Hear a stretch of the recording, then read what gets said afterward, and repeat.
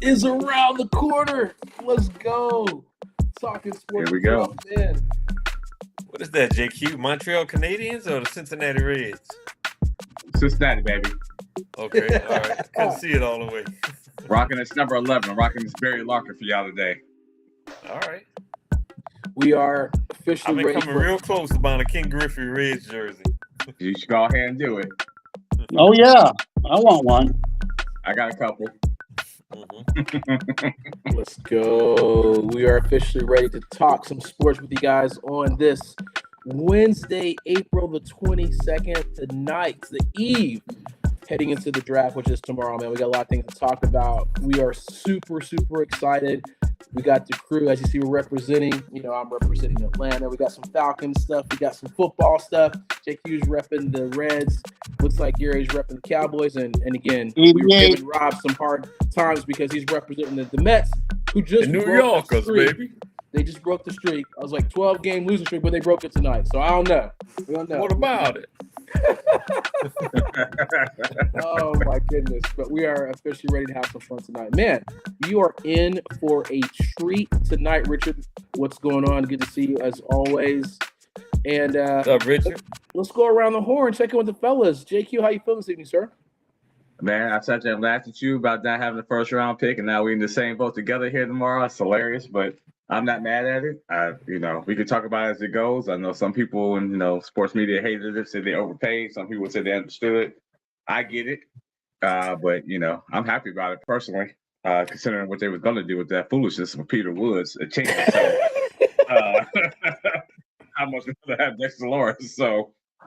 Yeah, be careful, JQ. Every time you talk bad about somebody, it's talk uncanny. bad about Arthur Smith. Next thing you know, he's your offensive coordinator.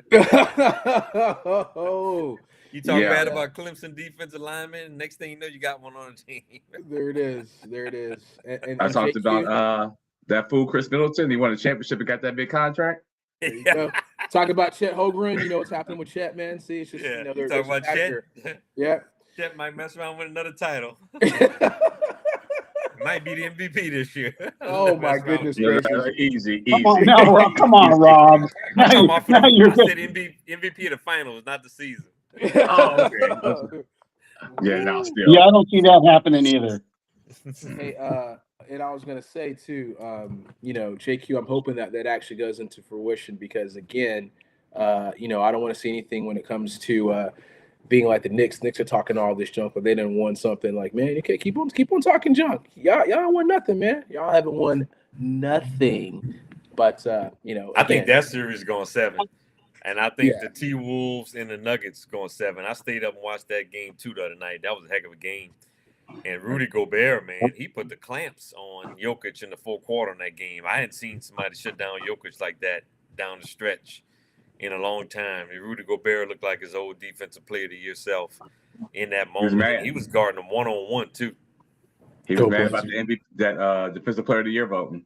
Yeah, well, come on. Wemby deserved it. Oh, yeah, I know. Whatever motivation you need to get yourself going, Hey, that's a good thing.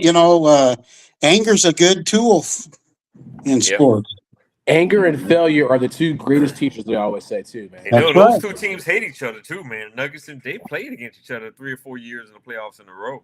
Yeah. And, so those two teams do not like each other at all. So it was definitely an intensity to that Game 2 matchup. We're gonna have some fun. Let's go around, keep going around the horn, having fun. Rob Ford, how you feel this evening, man? Man, doing good, man. No asparagus tonight. Had broccolini instead, but it's all good, man. I'm up in Seattle tonight, so I had to get me some good clam chowder, and of course you got to eat some salmon when you're up here too. So that's a must. So we're making it do what it do, baby.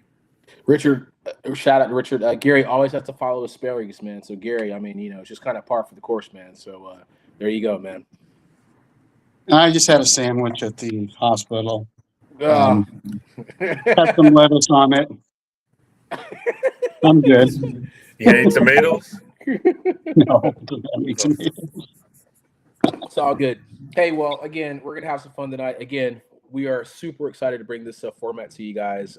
Obviously, a couple of notes to follow us. Follow us on X, Twitter @12, THMEN Sports. Follow us on YouTube, at another 12th Man Sports. And then obviously we're on Facebook, where Rich and a lot of people follow us and watch us, which is facebook.com/talking sports. The 12th Man, if you put 12th Man Sports in there, you will find us as well. So kudos to Rob. I mean, Rob gave us an assignment, and he was like, you know what? We're going to have you guys act as GMs for a couple of teams. And Rob gave us a couple teams.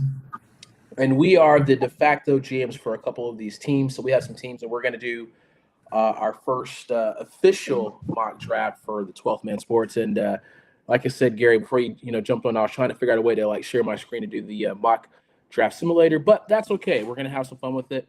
I can't share it just now. I'll have to figure that out next time because I didn't have enough time. But ladies and gentlemen, I do have it up just for your pleasure to kind of follow along, and we're going to have some fun with this. Each one of us should have 8 picks each. We've got 8 picks each. We got 8 teams, again, and what we're doing, America, is we are acting as the de facto GM for these teams. Now, we're going to take it serious. We're not going to try to screw up the teams as much as we want to.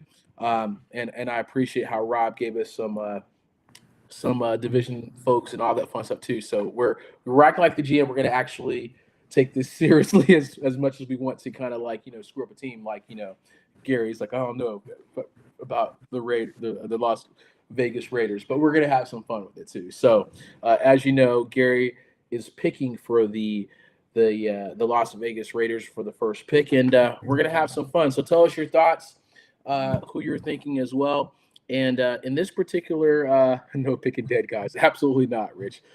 In this particular scenario, we're not doing any trades, right? To my knowledge, Rob, is that correct? No, we'll keep it. I've called JQ and we're on the phone and we're figuring some things out, but we'll let you know. I love it.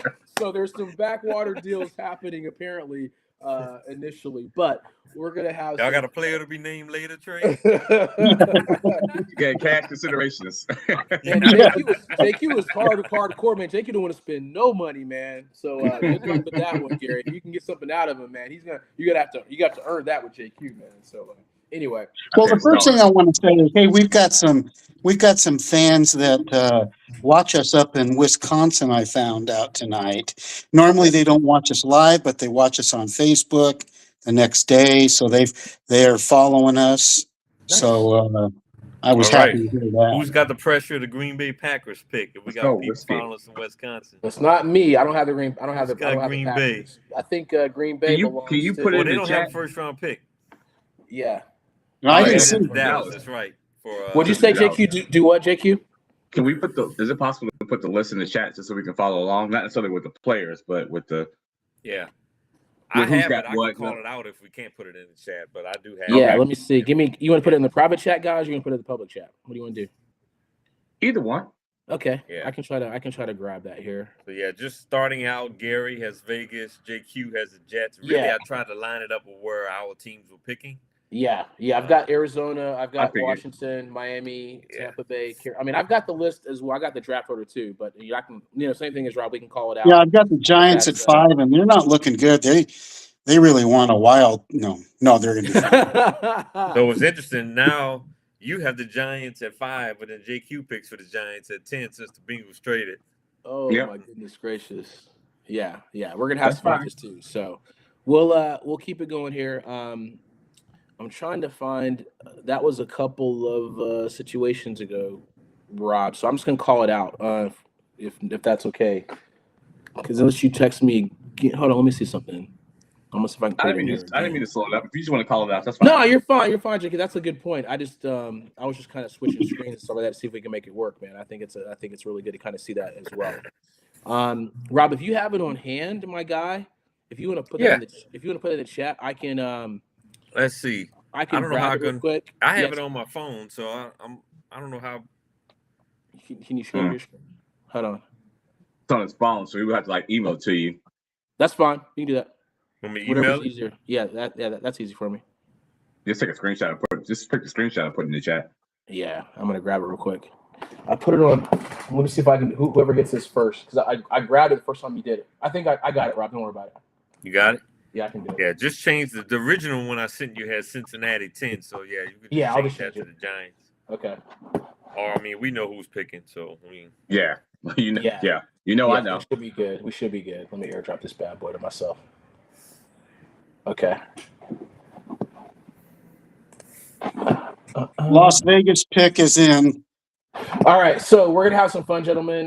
If I put it in the chat one more time, oh, if I put it in the chat one more time, we're gonna have some fun. So again, a lot of love, a lot of fun times here. JQ, give me a quick second here. So we're gonna keep this pretty serious here, and where am I going here? This is info at DJJ1800.com. Yeah.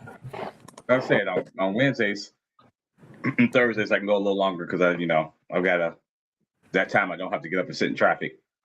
Understood. How far is your drive to work? It's only 13 miles, but in the morning it can be up to 40-something minutes. In the evening, it's sometimes up to an hour. Ooh. Oh, I know about the Atlanta traffic, man. Whew. Yeah, so that's why it's like sometimes Monday and Tuesdays are rough because I got to get up. But I can make it work. All right, gentlemen, that's coming through. All right, I got the order here, so let me get a quick second here. Richard, I'm picking for the Steelers at 21. Here we go. All right, so everyone, we're having fun. I'm just putting the draft order in the private chat. Let me know if you guys see that, if that came to you guys, and then shout out to Marcy as well. Yep. And we'll go from there.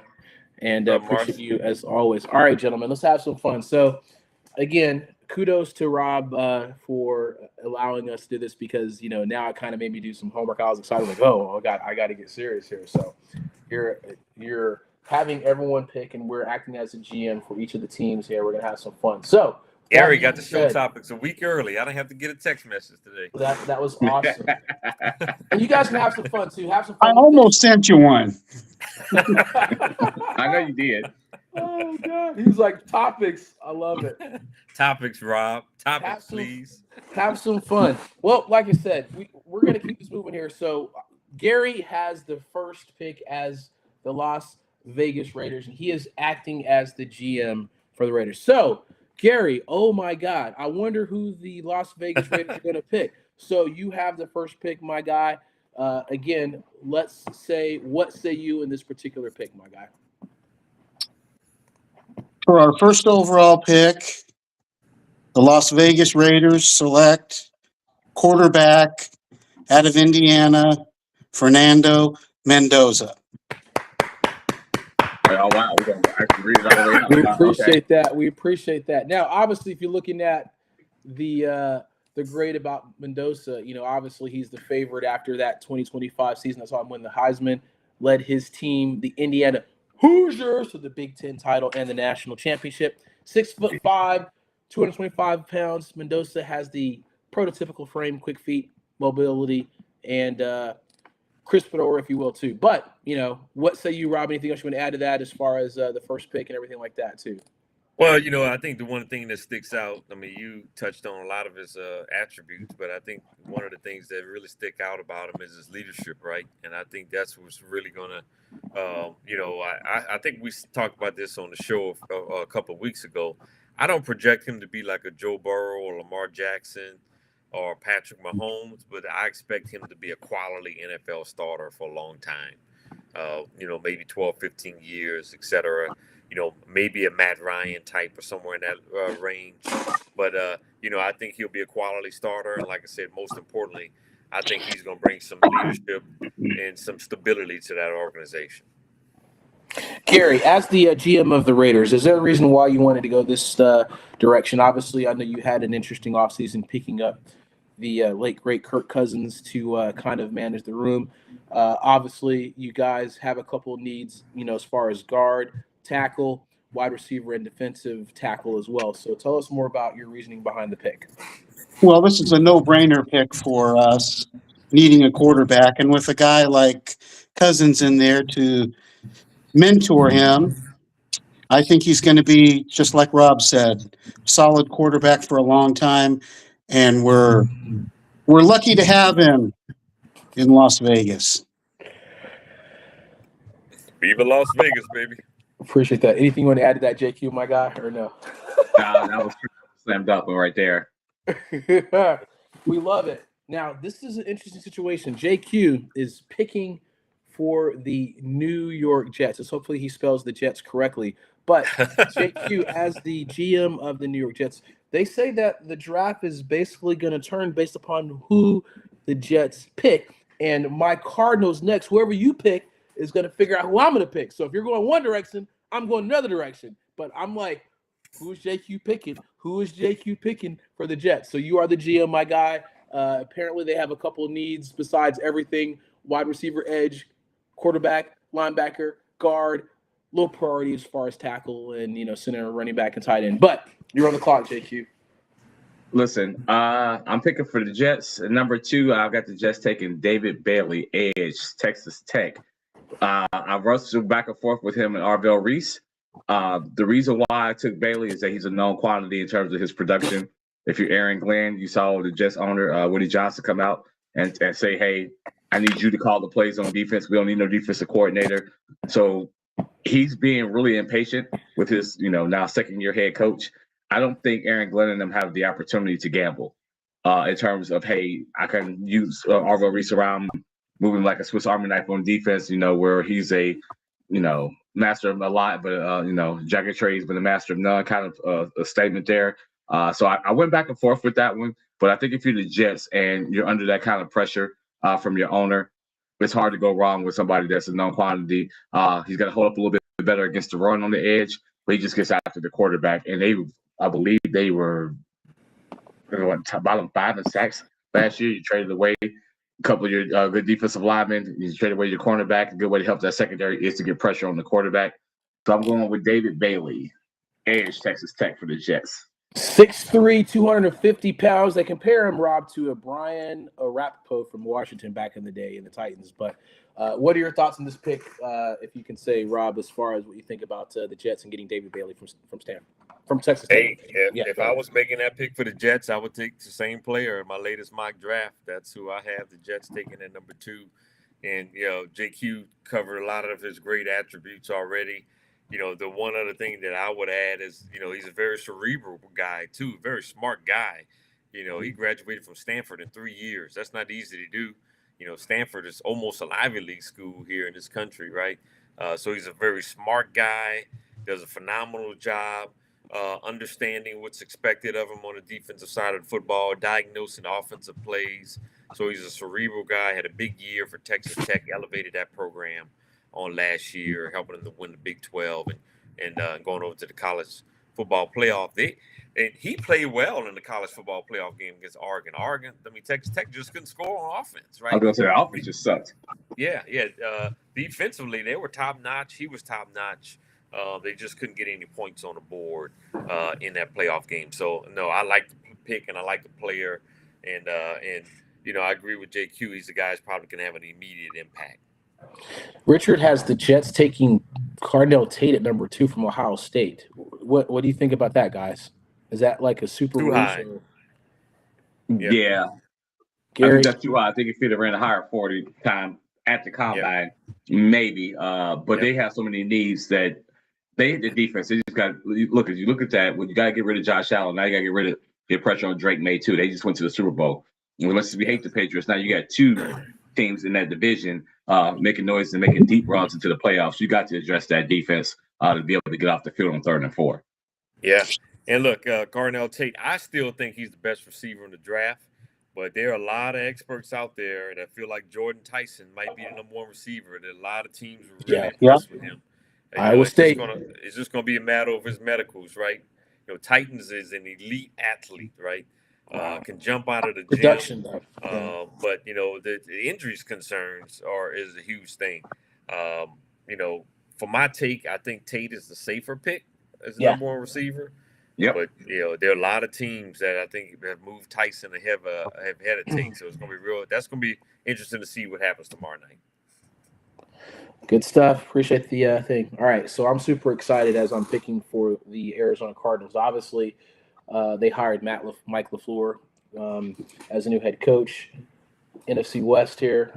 They came from the Shanahan tree, if you will.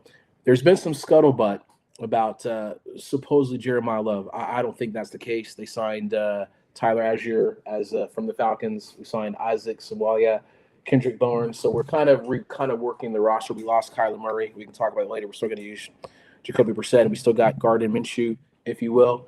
But for our pick, because of JQ picked, obviously David Bailey, I am running to the board and drafting Avril Reese, edge rusher from Ohio State. There's no way that I was kind of picking. I'm super excited to have him on the team.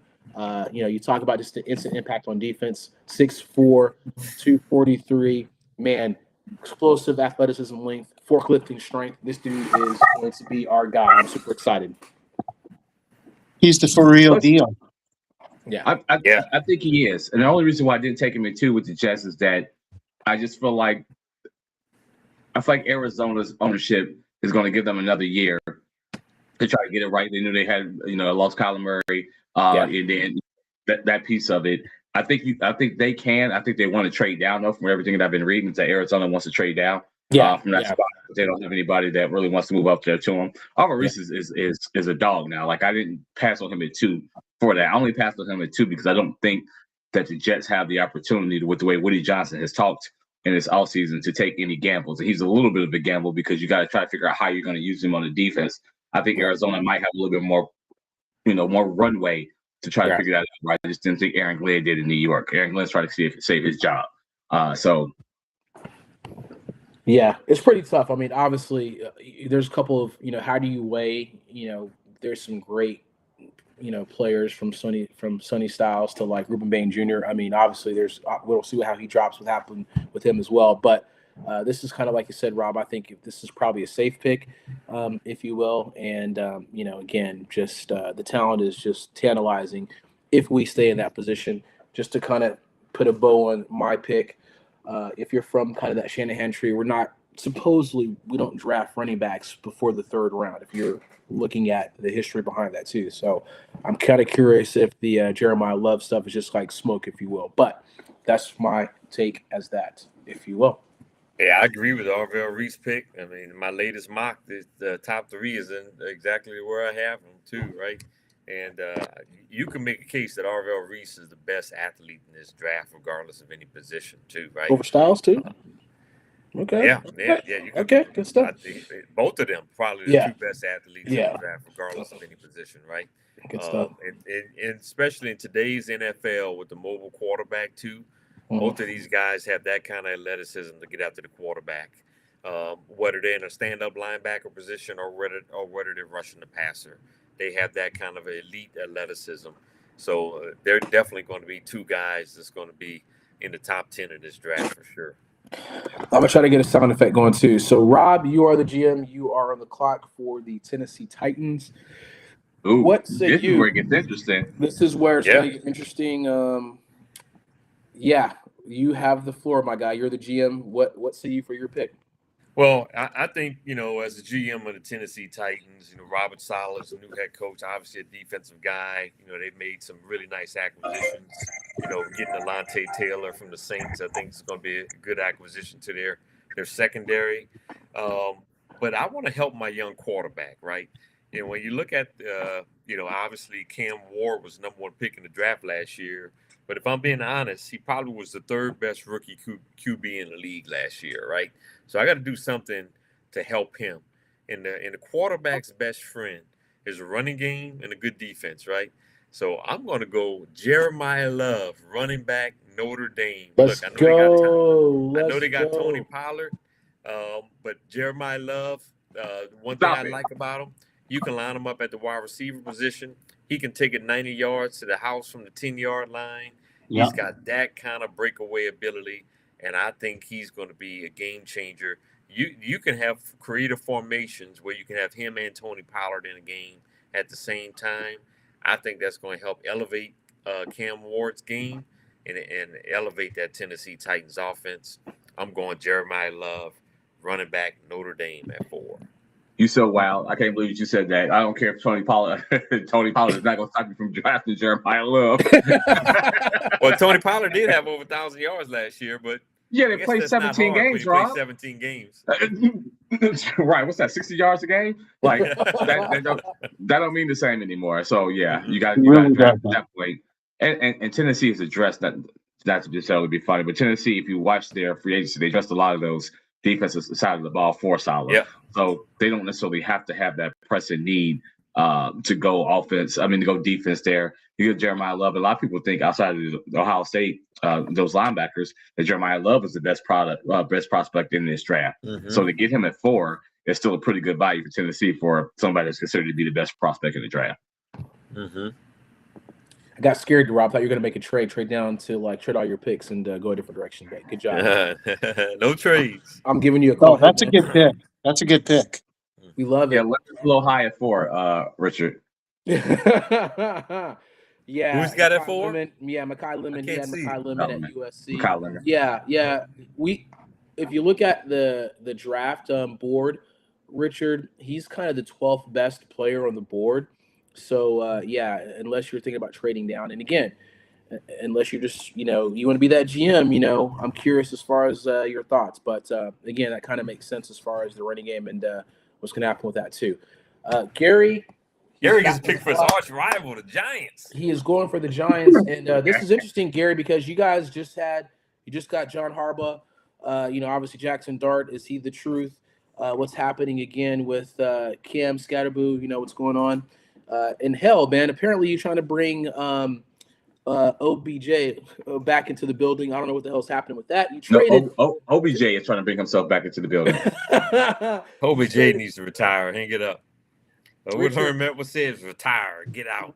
Richard, so he said he's the best. So you still have, according to the draft, we haven't drafted a receiver yet. We still have Tyson, we still have Tate, and we still have Makai Lemon. So again, those are the 3 receivers, if you're looking at kind of, if you will, as far as that, even though ESPN might say he's the best wide receiver. This is up to anyone's opinion. But let's get back to Gary. You're the GM, my guy. You have the clock here. So here we go as far as that. I love this, sir. I don't want to make this pick, but I'm going to, as our show dictates. He don't even want to say that he's the GM for the Giants. Okay, I'm the GM for the New York Football Giants, and at number 5, we select Sonny Styles, linebacker. Wow. The Buckeyes. Wow. Just got interesting, folks. Now, Yep. just got interesting. Can you explain, Gary, why you wanted to decide to go with Sonny Styles at this particular time? Well, you got a defensive-minded head coach, and he wants that guy that can go side to side and be in position and force the NFC East in a different direction. And he's one of those guys that can do that. He's a special player. Rob, Yeah. what are your thoughts? Yeah, go ahead. Hey, we talked about this, and you can make a case that him and Arvell Reese are 2 of the better athletes in this draft. I mean, they're going to be commodities in the top 10. This is where the mock gets interesting. This is the first one where the first 4 picks is exactly the way my latest mock went. So this is when the draft gets interesting. No mock is going to be correct. Especially the next pick. Now, who did you have at 5, Rob? I don't want to say because I don't want sway Okay. people's I understand. or anything. Yeah. For the sake of this show, Right. But I do see who he had on the draft. with GMs, you can't tell your secrets. There it is. That's okay. Yeah, that's right. This is where it's getting interesting. So now we've got JQ. Now JQ takes in the role of the Cleveland dumpster fire. The Cleveland Browns. I'm sorry. That was bad. JQ's got a draft for the Browns. Wow. This is unbelievable. So JQ, again, according to my my board here, they've got a couple needs at offensive tackle, wide receiver, quarterback, center, and guard, if you will. But you are the GM here. What do you say? I got 2 words for you. Jerry Jeudy. He can't be your number one. At best, he's your number two. And some teams to be their number three. I thought about the tackle. I can't pronounce his last name from Miami, but he got a recheck on his back, and I've read reports that people feel like he's going to have surgery on that herniated disc at some point. It may not have to be this offseason, but they feel like it's coming, and I think it's going to cause him to slide a little bit in this first round. So take that offensive line out of it. Cleveland actually has solid defense. They just don't have an offense to pair with that defense. So with that being said, I'm going to take Carnell Tate, wide receiver for Ohio State for Cleveland at 6. Wow. A third Ohio State player out of the top 6. Wow. So with that pick, looks like JQ has given up his alma mater, Ohio State, to his rival, the Cleveland Browns. Rob, talk about this pick. Is I would have went JQ offensive on the tackle. right? Go ahead. Until that report came out about the back. So then you try to slide the other tackle from Georgia up into there, and I just don't know if that value is there at 6. So since we aren't trading, if I was Cleveland and I wanted to go offensive line, I'd be looking to trade back into the low teens for one of those offensive tackles. But at 6, I just think the value there. When you listen, Jerry Judy's not that. You lost Njoku. You need a wide receiver, and if you want to take Tyson there, that's fine. But if you're Cleveland, you got somebody that's ranked high there. He's a Buckeye. He's an easy sell to your fan base. You take Carnell Tate. Yeah, I mean, I said it earlier. I think he's the best receiver in the draft, in my opinion. When you look at, his catch radius, even though he ran a 4.54, I think he only had like 3 drops last year. Just insane productivity. He catches the football. He actually, believe it or not, reminds me of a Michael Thomas when he was in his prime. Great route runner, just catches. Michael Thomas, when he was in his prime before the injuries, I mean, you just throw it anywhere in this area, he was catching it, man. It was just Drew Brees, just an easy throw. He can rely on Mike Thomas. And Carnell Tate seems like he could have that same productivity. He's about 6'2". He's got good size, runs great routes. I think he's the safest pick at the wide receiver position. And I've also read other reports where that 4.5 was a little overblown, where other people had him hand watching the 4.49, I believe, where he was underneath the 4.5 mark, and it just wasn't Cleveland. It was other people. So take that with a grain of salt. That 4.5 time that he got recorded on there. So it can't be Jerry Jeudy. Now, if you want to make a case for Tyson or Mekhi Lemon, sure. But if you're Cleveland, I don't know how you pass on Tate with him being right there.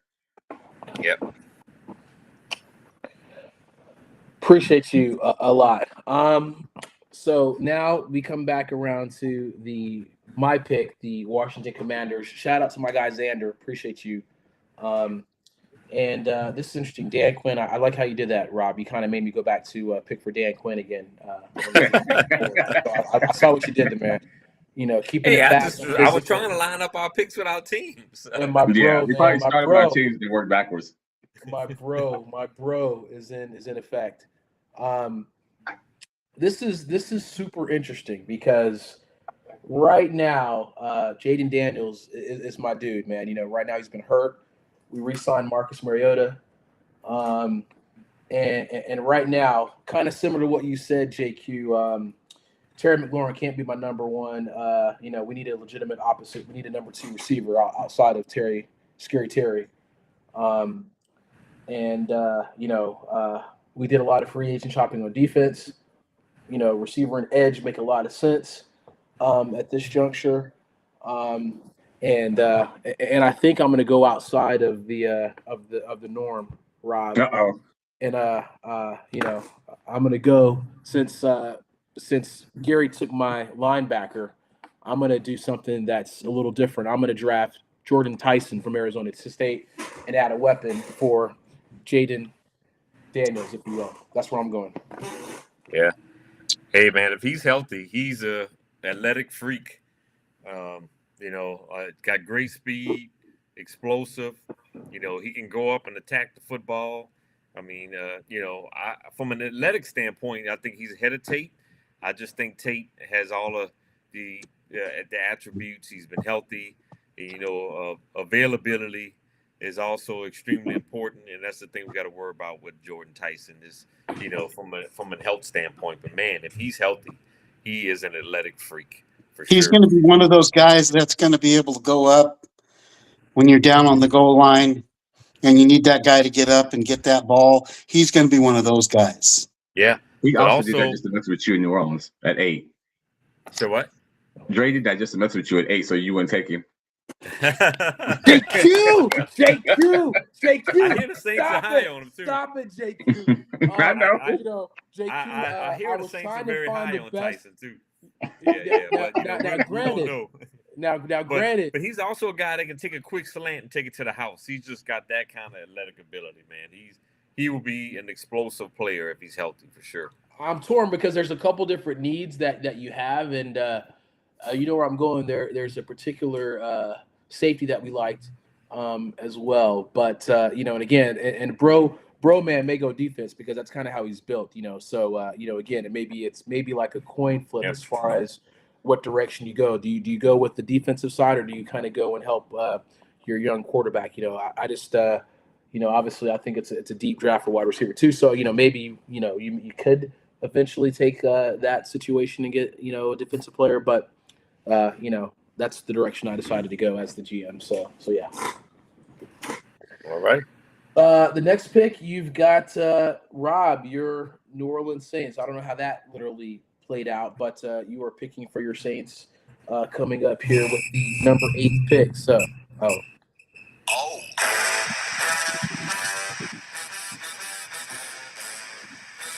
Oh, no. he was waiting for this. Y'all know what time it is. Too bad that's a great Not song. ridiculous. I hate you for that. Trump. But Yin Yang Twins, huh? Okay, just say. Thank you. Thank you. We standing up and get Crunk in here. It's time for the Saints pick, baby. Let's go. We going Caleb Downs, safety from Ohio State. We lost Alante Taylor. Caleb Downs is one of the most cerebral defensive players in this draft. We'll be able to line him up in the slot. We'll be able to line him up in the safety position. He can play the run. He can cover the pass. Hey, my man, defensive coordinator, is going to have a field day with Downs. We going Caleb Downs, safety, Ohio State. Did I set them up? Did I set them up for that? Yeah. Yeah, I should You have. did. Yeah. He was always going to get somebody good there. If he was going to be Tyson or Downs, Yeah. I think. Well, like I said, Ohio State, they always torment us, man, for some reason, man. So, back in the day. But does anyone have any things to add to Rob's very passionate and Obnoxious, yeah. Well, they weren't as far off towards the end there. If you think about it, so you had another playmaker there to go against those Baker Mayfield and Bryce Young, and in that division, you got to need somebody to be the quarterback of the defense and try to take them down a peg. That's a good pick. That's great value right there. I know people don't want to take a safety in the top 10, but he's too good not to. Yeah, and like his versatility, I think what sets him apart too. I mean, he's a cerebral ball player. Brandon Staley will have a good time with him, moving him around on that defense. Like I said, from the safety position, either safety position, he can move over to the slot too when you need him. So I think Brandon Staley will have some fun with Caleb Downs. Next on the clock, we have Gary, and he is picking for the Kansas City Chiefs. Gary, you are on the clock. Who do you pick? At number 9, the Kansas City Chiefs pick from the Ohio State Buckeyes, Arvell Reese. No, He's already been picked, man. He's already been picked, man. Come on. He already went. Oh, Yeah, I'm he went sorry. third. Oh, that's right. I'm sorry. I didn't mark that down. That's what I was like, man, who did you just pick? Damn it. The Chiefs just lost their pick. No, I'm still on the clock. I still have time. All right. Cornerback out of LSU, Manzor Delane. Yeah. All right. Manzor Delane. All right. talk about this, Rob. Mansour Delane from LSU. That's back in your neck of the woods, Rob. 6 foot, 187 pounds. Tell us more about Mansour Delane. Yeah, he did phenomenal in the interview room this offseason too, and really had a really good pro day. He ran a 4.35, and he was one of the few bright spots on the LSU team last year. I think quarterbacks that threw his way only had a 25% completion rate last year, right? So phenomenal coverage. He was definitely by far the best cornerback in the SEC on last season. And, he was a big reason, even though LSU had a subpar season, it was really because of their offense just couldn't score enough points. Defensively, they had a solid year. But obviously, Mansour Delane is the best corner in this draft. So solid pick. The Chiefs just traded their top corner too. So makes sense. We're getting a lot of good feedback here. We got Duke. Appreciate you, Duke, joining in. He said that the Chiefs are trading the pick to the Cowboys. So that's pretty interesting. If you think that's the case, if that happened, Gary, I know you're kind of similar to this. Let me know who you would pick. And then I like how Richard is also commenting that they need a wide receiver and a tight end, and that they may take Sadiq from Oregon. So tell us your thoughts as the GM, supposedly of both the Chiefs, and then if you make the transition to the Cowboys. Oh gosh, really? You really have to go there? I already screwed the pooch on the pick.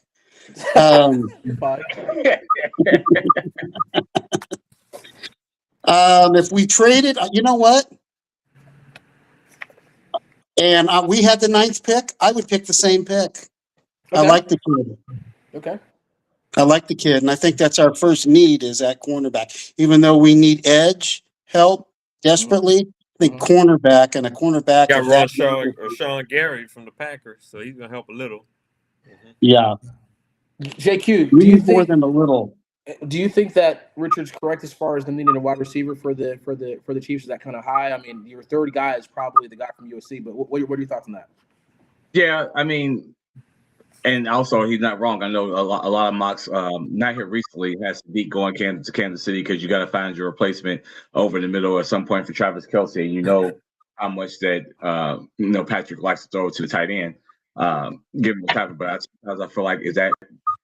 Not that Travis Kelce isn't good, don't get me wrong, but he's reliable where he doesn't necessarily trust anybody outside of him and Rashee Rice. So you could say that, hey, they need another tight end to come in and fill in for Travis or somebody else that's not a one-trick pony like the little dude from Texas to play outside of Rashee Rice. So I can see that. But listen, they don't have anybody playing cornerback for them. They lost 2 cornerbacks to the Rams. They lost their safety to the Bengals. I think you've got to address that secondary with that pick right there. And again, for the people listening, the one position that everybody has talked about that is deep in this draft is wide receiver.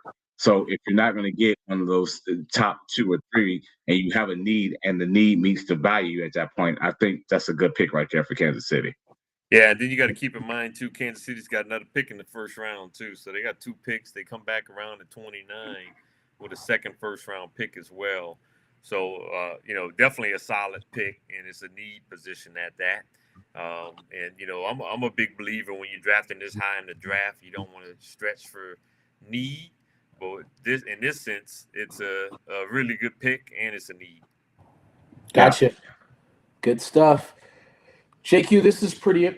So who's drafting? Is JQ drafting or is Gary drafting? No, it's JQ's John. JQ. All right. So what happened is, if you didn't know, we're gonna let JQ set the stage here because obviously Cincinnati made a huge pick. JQ was talking junk. We said earlier that the Falcons have a first-round pick, and then what happens is the Bengals mess around and trade for Dexter Lawrence. And we'll talk about if you think that's a good trade for the number 10 pick, JQ, and then also as the GM of the Giants, what say you as far as who do they pick in this particular? So you can kind of set the stage for both of those, my guy.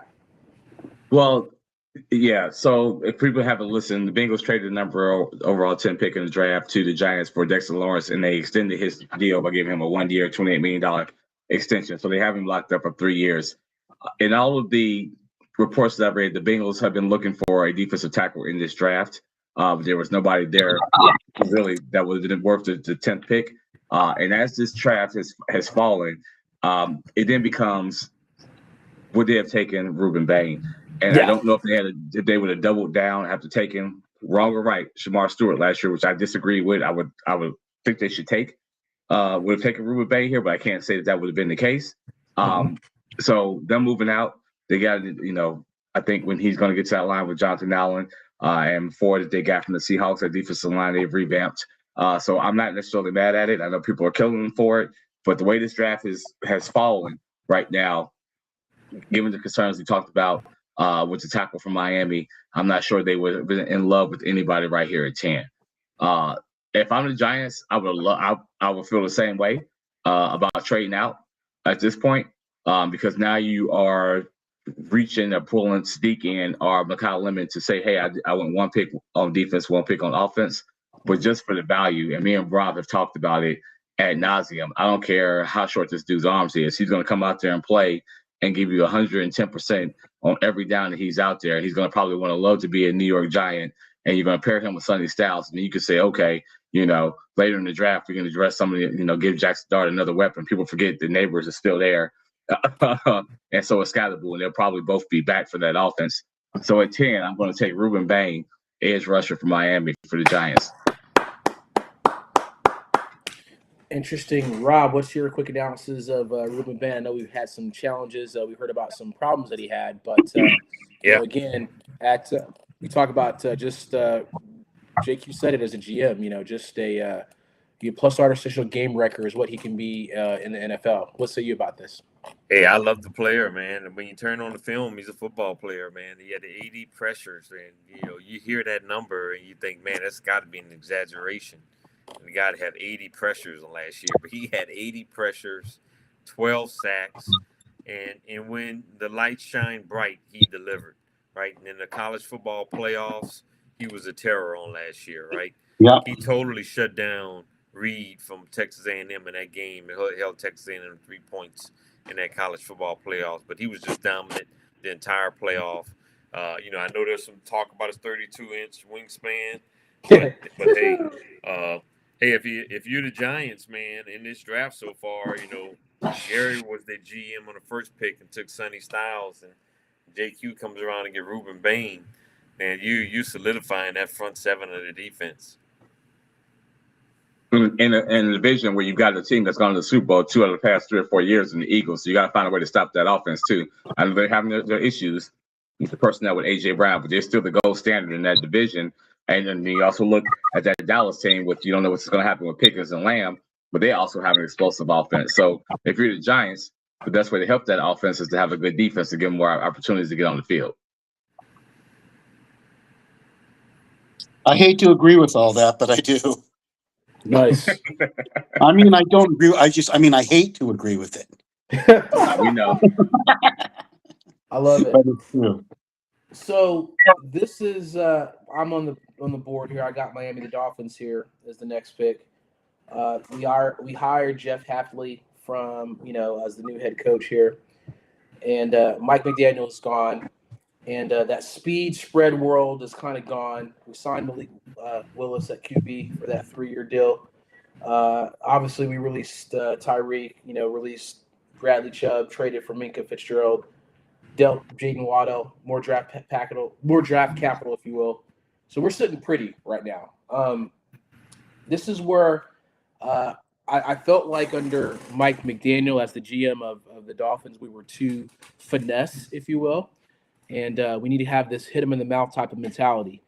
And if this happened in real life, I'm keeping my guy back home. If he falls, Francis Maguire from Miami will be our pick right here because he's a mauler in the run game.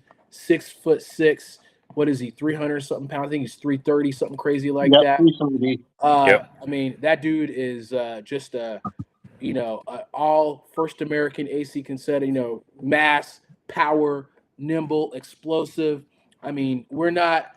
I'm bringing that run game, the real true run game, not this finesse style. We're gonna bring Miami back to how it should be. I'm gonna keep my hometown boy in Miami, and I'm gonna say, yo, we ain't playing this soft finesse-ish. We are gonna run the ball. I'm gonna knock out kneecaps. I'm gonna bite heads off. I'm Right, going Dan all Campbell. in. Let's I was go. going to say, damn. That's what I'm picking. Hey, he was the highest player left on my board, so I think it's the right pick for sure. And the thing about him, I think he has some versatility to him too. He can play the right tackle, he can play left tackle. So, you can kind of play around with, some of the other strengths of some of your other linemen on the team because of his versatility. And, definitely a mauler. I still think he's the best offensive lineman in this draft. I know Monroe Freeling is knocking on that door, but I still would take McGower ahead of Freeling. So, he was the highest guy on my draft board right now when you took this pick. So, I definitely agree with it. I have Freeling and him at 1A, 1B. It's tough, right? Because I just took it because half he came from half the Packers and running the ball, the power run game. Yeah, so we're gonna protect Malik Willis. We're gonna continue that. Obviously we can get a weapon later if we need that. We have a couple of these. We need a cornerback, obviously, but we need to get tough, man. So I like this pick. Keep my kid from Miami home. He's gonna be super excited. He played at the University of Miami. Bring him back to the Dolphins. Let's go, man. So again, we're gonna change this up, man. We're not gonna be soft anymore, man. So the only reason why I passed on it was the back. When I was reading those pieces about it. If this happened in real life, JQ, and that's not a bad situation. If this happened, and even if you took like some time off or get some stuff, that's still a great pick for us. I think, man. I think it's for the long term. I think at 11, yeah. It just knocked him out of that conversation for me where people had him going to Arizona at 3, or potentially the Giants at 5 was the re-medical check on his back and the consistency that they feel like he's going to have something done to that back at some point in his career. What does that do in terms of your timeline if you are on a certain trajectory and he gets hurt? So, understood. But he's a good player. Understood. Like if this happened in real life, like I said, I don't know if we'd be running to the podium. I don't know. I just think it would just make too much sense as far as one of our needs and kind of we talked about it earlier too. So it helped out. Yeah. And you talk about Hafley is also a former defensive coordinator. With Ohio State and then with Boston College. So, he wants to be tough in the trenches. He wants to knock you and hit you in the mouth. So that's a solid pick. Yeah. Good stuff. Gary, you are on the clock with your beloved Dallas Cowboys. I know, and I'm kind of frustrated here with this. I'm kind of frustrated here with these picks. You guys are screwing with me a little bit. Unfortunately, that's where you are at 12, right? Yeah. So we got to move up. Screwed. We're going to talk about number 13 in a quick second because that's a screw job for the Falcons. Thanks, Terry. Thanks, Raheem. Sorry. Go ahead. I digress. Gary. Okay. And I hope this guy has not already been picked. Are you keeping track, Gary? Hey, I was, but then I should. I thought you guys were going to put it up there or something, but I waited too long or whatever. But Jermod McCoy, cornerback, Tennessee. Ooh. All right. Wow. The next player on the board. Rob, I'll let you talk about him. This is an interesting pick. 5'11", 193. He may not have the desired size of the position, but, tell us about his quick overview of some traits here, everyone. Man, if it wasn't for the injury, McCoy could have been a top 5 pick. I mean, he was that good. He plays big. Yeah, in the 24 season, he was outstanding. And like I said, if he didn't have that injury this past season, he could have been a top 5 pick. So you're obviously hoping he gets back to that 24 form. Tremendous athlete, tremendous cover corner, nasty too. He will come up and make tackles in the run game too. So he's not scared to come up and tackle as well. Got good press coverage as well at the line of scrimmage. So, like I said, if he comes close or anything like that 24 season, this will be a heck of a pick for sure. You just got to wonder from a medical standpoint if he's going to be that this season. You feel good the about upside that? Here, the upside to me is worth it. Gary, so you feel as you would feel like this would be the guy you'd want the Cowboys to draft in this if everything kind of fell this way. If it fell like this, I'd be happy with that selection. Okay. That's good. I think they would jump out the building if it felt that way to him. I've also read that people feel like that knee is going to need another look-see over, and they just aren't sure when it's going to have to be. But to Rob's point, he measured crazy at his pro day.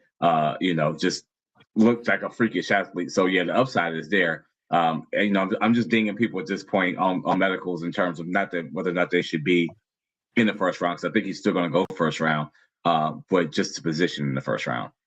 Good stuff. Yep. All right, Gary pick is done, and we have the LA Rams are on the clock. All right. Rob at the I traded with Rob. Okay. Oh, Oh yeah, that's right. I didn't know if you were serious about that, but Hold that's on. fine. Yeah, I Did don't you want to pick. trade? I don't want to pick for the damn Ravens.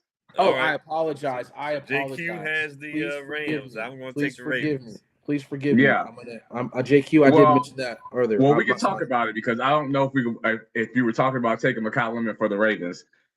I was going to take Mekhi Lemon for the Rams, and in fact, for two reasons. Puka Nacua has got to chill out. So that's your pick. Mekhi Lemon is your pick for the Rams. Yes, So he- wait. okay, I didn't want to. stay I on didn't LA. want to put words in your mouth. Hold on. Yeah, he's my JQ. pick, but I didn't want to. Okay. I didn't want to screw Rob if he was going to take him. No. For the Ravens. But Nacua right now with some of those character concerns, really, for one. And for two, I don't know if you guys have been following it. The Rams quietly shopped Devontae Adams this offseason, and they just didn't find the deal they wanted to get for him. So they had told him they were shopping him, and they brought him back. He's got 1 year left on this deal. And we talk about a lot on the podcast. There are a lot of teams draft 1 year in the future, planning for a departure of a older Devontae Adams. Not that he still can't get it done. But Right. man, if you're the Rams, you got another pick also in this draft in the first round. Oh, whoa. Sorry. Tourette's. Sorry. Whoa. No, the Rams traded it. They traded the first round to the Chiefs. Oh, yeah, you're right. So this is Kansas City then. No, this is the Rams, but their second first round pick, they traded it. Oh, they traded it for the cornerback, correct? Yeah, Yeah. for your quarterback. Yeah, for Trent Yeah. McDuffie, whatever. For McDuffie. Whatever. You're right. Yeah. For McDuffie. But even still, you solidified the back end in free agency. The front seven was good with Jared Verse and the other boy from Florida State. Yeah. The offensive line is not necessarily bad. They had a good running game. It's not like it's a luxury pick for a team that's, NFC Championship game, but it kind of is. So you give them Lemon as the third wide receiver with those tight ends and Nacua, and if he can be cool, and Devontae Adams, and man, look out for that Los Angeles Rams offense. It seems like a perfect pick for the Rams. If they pick Lemon, this seems like it's just like too good of a pick. Like it's like damn, they keep getting better. It's like damn it, So it's kind of he's in California. He stays in California. If Puka has a little setback, Mekhi, I think he's one of the best receivers in the draft too, man. He's silky smooth, man. Route runner, 5'11". Yep. I think he's like 193, whatever. I think I said. He's a dog. Just a great like. If they still keep playing running that 13 personnel or 11 personnel, excuse me, if they run that, I think it's just a great pick for Sean McVay, man. So they're ecstatic, and you kind of like I said, there's no quarterback that's there that you kind of think back up. So I still think it's a great pickup. Yep. Gary, anything else to add to that for would your dad be No. Would your dad be? No, you guys spoke on that. Rams are, if that fell that way, the Rams need to be better in that division. Yeah. Because that's the toughest division right now in my estimation. Yeah, and I mean that will be the Rams NFC offense North. will be scary next year, right? The only question mark will be making sure the offensive line is intact. But with Stafford, and if you got Adams, Lemon, and assuming you're gonna have Nacua at the start of the regular season, and you still got Williams at the running back position. And even without this pick, my pick for the Super Bowl for today is the Rams out of the NFC. Wow. That's kind of where I kind of see it at the moment. I mean, obviously, a lot's going to change going into the season, and see what the draft and the second wave of free agency after the draft and all of that, how that looks.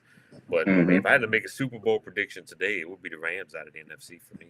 Let's go. Good stuff. That solidification of the secondary of getting McDuffie is very big. That's what held them back last year. There it is. Yep.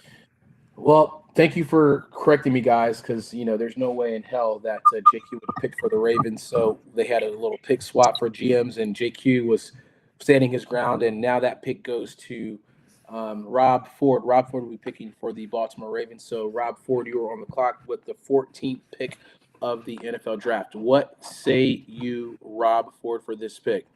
Well, the Ravens lost one of their best offensive linemen in Linderbaum to the Raiders, even though he was center. I want to solidify that offensive line. You got to protect Lamar Jackson. You got to make sure Derrick Henry is going to be solid in the run game there. So the highest player on my draft board right now is Monroe Freeling, offensive tackle from Georgia. So I'm going to select him for the Baltimore Ravens. Solidified at offensive line, 6'7", 315 pounds. Ran a 4.93, which was pretty solid for a guy of his size. He's got great feet. Yeah. Tremendous athlete. He was a tight end at one time as well.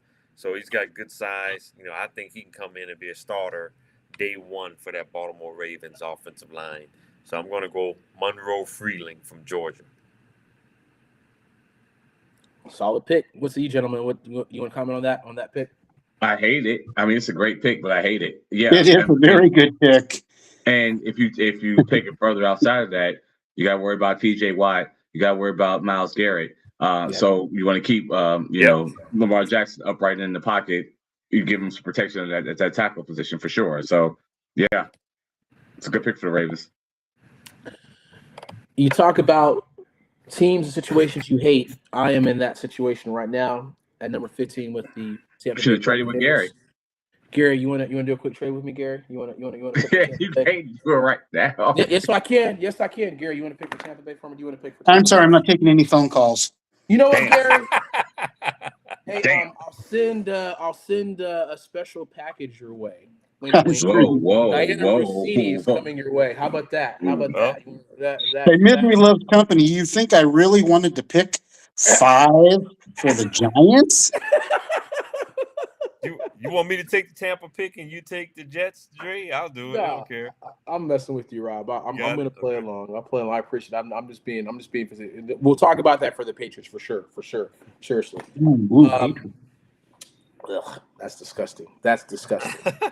If I am Tampa Bay, and this is tough, right? Because I know we just lost to Mike Evans, if you will. But I know Todd Bowles is in my ear. He's a defensive, coach. He's talking in my ear. He's like, yo, this is what I do. I'm going to go off the reservation, and I'm going to get Keldrick Falk, edge from Auburn, and just wreck some more shop. That's what I'm going to do. Wow. Okay. That's where I'm going. All right. That's it, huh? Okay. That's what I'm doing. All right. That's what I'm doing. So a couple of I know I got to replace Avonte David, but edge, corner, impact defender. I'm looking for impact, man. Keldrick Falk. That's where I'm going, man. So what about Messidor from Miami? No thought to that. I thought about that too. So I thought about Cooper too, but right now I got him a little higher on the board. So again, okay, that's Messidor's like 24 too, though. So yeah. It's a good pick. He's 24. That's crazy. Yeah, that's another conversation too. It's kind of his ceiling is already there too, man. So in a real life scenario, I'm probably flipping the coin, if you will, too. So as far as that, it's just about the flavor what you want. 6'5", 288. I think he's kind of. Let me see Messidor's. I kind of liked as far as the dimensions with that. Is Messidor just as big? He's 6'2", 273. So for me, I kind of like this. I like kind of setting the edge, if you will. 6'5", 288, Keldrick Falk, explosive, hyper power. He can cause some problems. I'm crying as I'm making this pick, if you will. But that would be pretty terrible for me. But that's the direction I'm going. The one thing I will say about Falk, he reminds me a little bit of Cameron Jordan, right? He's a bigger, kind of an edge rusher. And what I do like about Falk, on third downs, you can move him inside. You can rush the passer because of his size, right? And I think if he's in a 3-4 defense, which Tampa Bay does not run, by the way, but in the 3-4, he's a perfect defensive end in a 3-4 defense because of his size too, right? So I think that's what, the advantage of a Keldrick Falk. He can rush the pass from the outside, but on those third downs, you can bring those situational pass rushers in the game. You can move him in the inside, and he can still get a rush from the interior. So I think that's the benefit of Keldrick Falk. That's a tough call. I know you guys are probably looking at me sideways, but again, that's just a defensive, stuff like that too. So Interesting. Say, listen. All right. So I'm on the clock for the Jets. Number 16th. Here we go. How do you spell it, Rob? How do you spell the Jets? Jets. Jets, not Jete. Oh man, here you go. Oh man. So 16th pick. JQ picked David Bailey with the first pick for the Jets.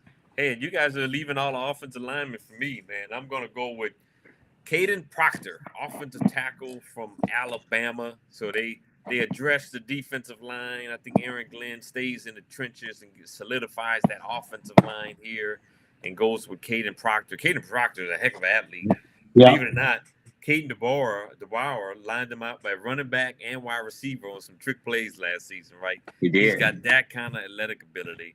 And I don't think he scratched the surface on his potential, too. I think he's got an opportunity to be even better than what we've seen him in Alabama. So I'm going to go Caden Proctor, offensive tackle, Alabama, and the Jets stay in the trenches. Hey, Rob, pick up your phone. I'm calling. I got Ty Simpson, right here. Do you want to make that move, man? Come on, man. No, I'm not going to spend my 16th pick on no Ty Simpson. Come on, man. Hey, man. Right. I may draft him. Geno Smith another year if I have to. Hey, man.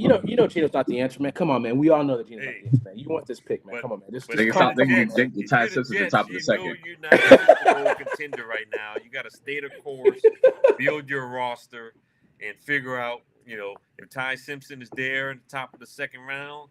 If I'm the Jets, I'll take him there. He's not going to be there. there. He's not going to be there. He's not going to be there. I want to fill out my roster and continue to build my roster right here. You got to be patient. I love it. Gary is on the clock with the number 17th pick. This may be a certain scenario I think can play out perfectly for the Lions without biting kneecaps. But Gary, you are on the clock. We're taking some hits here, if you will. But what say you as far as what direction are you going with this pick? Well, we got a quarterback here that needs to be on his feet, and he's not a mobile quarterback, so we're going to go offensive lineman. Oh, wow. Spencer Fano from Utah. Okay. All right. Interesting. They had a couple of different needs. Play left tackle and right tackle. Yeah. Okay. They lost Decker. 6'5", 304. Yeah. He's got that, obviously he's a powerful tackle, if you will. Rob, you want to talk a little bit more about this? This is interesting because I know they had some different needs here as far as your perspective, but talk about this pick. No, I like it because outside of I think they need some help at right tackle. The Lions do right now too. So I like the pick. Anytime you got a need in the trenches, you got to address it, right? And the Lions offense kind of slightly fell off. The year before, man, they were scoring 30, 40 some points almost every week, and they were considered to have one of the best lines in the league. But their offensive line kind of fallen off on last season. I know the left tackle, the kid from Oregon, is still playing at a high level, but they need some help at the right tackle position. So you get Fano, and I think he come in and be your starting right tackle right away. Good stuff. JQ, you have you have Kyler Murray as your quarterback and your favorite quarterback. And your favorite quarterback, Jake McCarthy. So you have some interesting situations happening with Minnesota. You lost your second favorite quarterback, obviously, going to the Seattle Seahawks. So what are you going to do for Minnesota on the clock here? I mean, have they addressed a couple of needs here? Where are they at as far as your pick at number 18? Well, I mean, I know I've been looking at it. They a lot of people have had the safety from Oregon mocked to them, and I don't necessarily think they need wide receiver help. I'm going to stay with the offensive line and go with the guard from Penn State. I can't pronounce his first name, but Ione. He hasn't given up a sack in 2 years. And listen, if you want to have Kyler Murray be successful, he's got the weapons outside. You want to run the ball and limit his opportunity, not limit his opportunities, but give him the best chance to be successful. So I'm going to go with Rob, you help me with his first name. I don't know how to pronounce that. I just call him Vega, but Oleva Vega. Yeah, Vega from guard, Penn State. That's I couldn't good pronounce pick. the name either. I thought I was probably going to be the only one that couldn't pronounce it. No, He's a phenomenal run blocker too, man. He may be one of the best interior offensive line run blockers in this draft. Big dude, 6'4", 336, just a straight up mauler. So a really solid pick. I think this is right in the range that he will go, somewhere between 18 and 21. So yeah, really solid pick there. yeah, and listen, you gotta get Kyler Murray, and Kyler Murray's short. You don't want to have that pressure come straight to the middle. I mean, he is, but so if you can help him, Y'all keep calling that man Mini Me. I ain't no y'all. It's only one person saying that, by the way. But I'm saying if you want to give him RJJ the best chance to be successful, you help that offensive line. They have the weapons, and you know that defense is going to be up to snuff. So you just, again, to me, it's one of those best player available, and you're not going to draft another wide receiver at this point. Or Kenyon Sadiq. I mean, they've got tight ends, they've got a wide receiver. So Nice. Good stuff. All right. We appreciate that. So apparently I'm on the clock right now. Picking for the Carolina Panthers, which is apropos because I've been in Carolina for so long.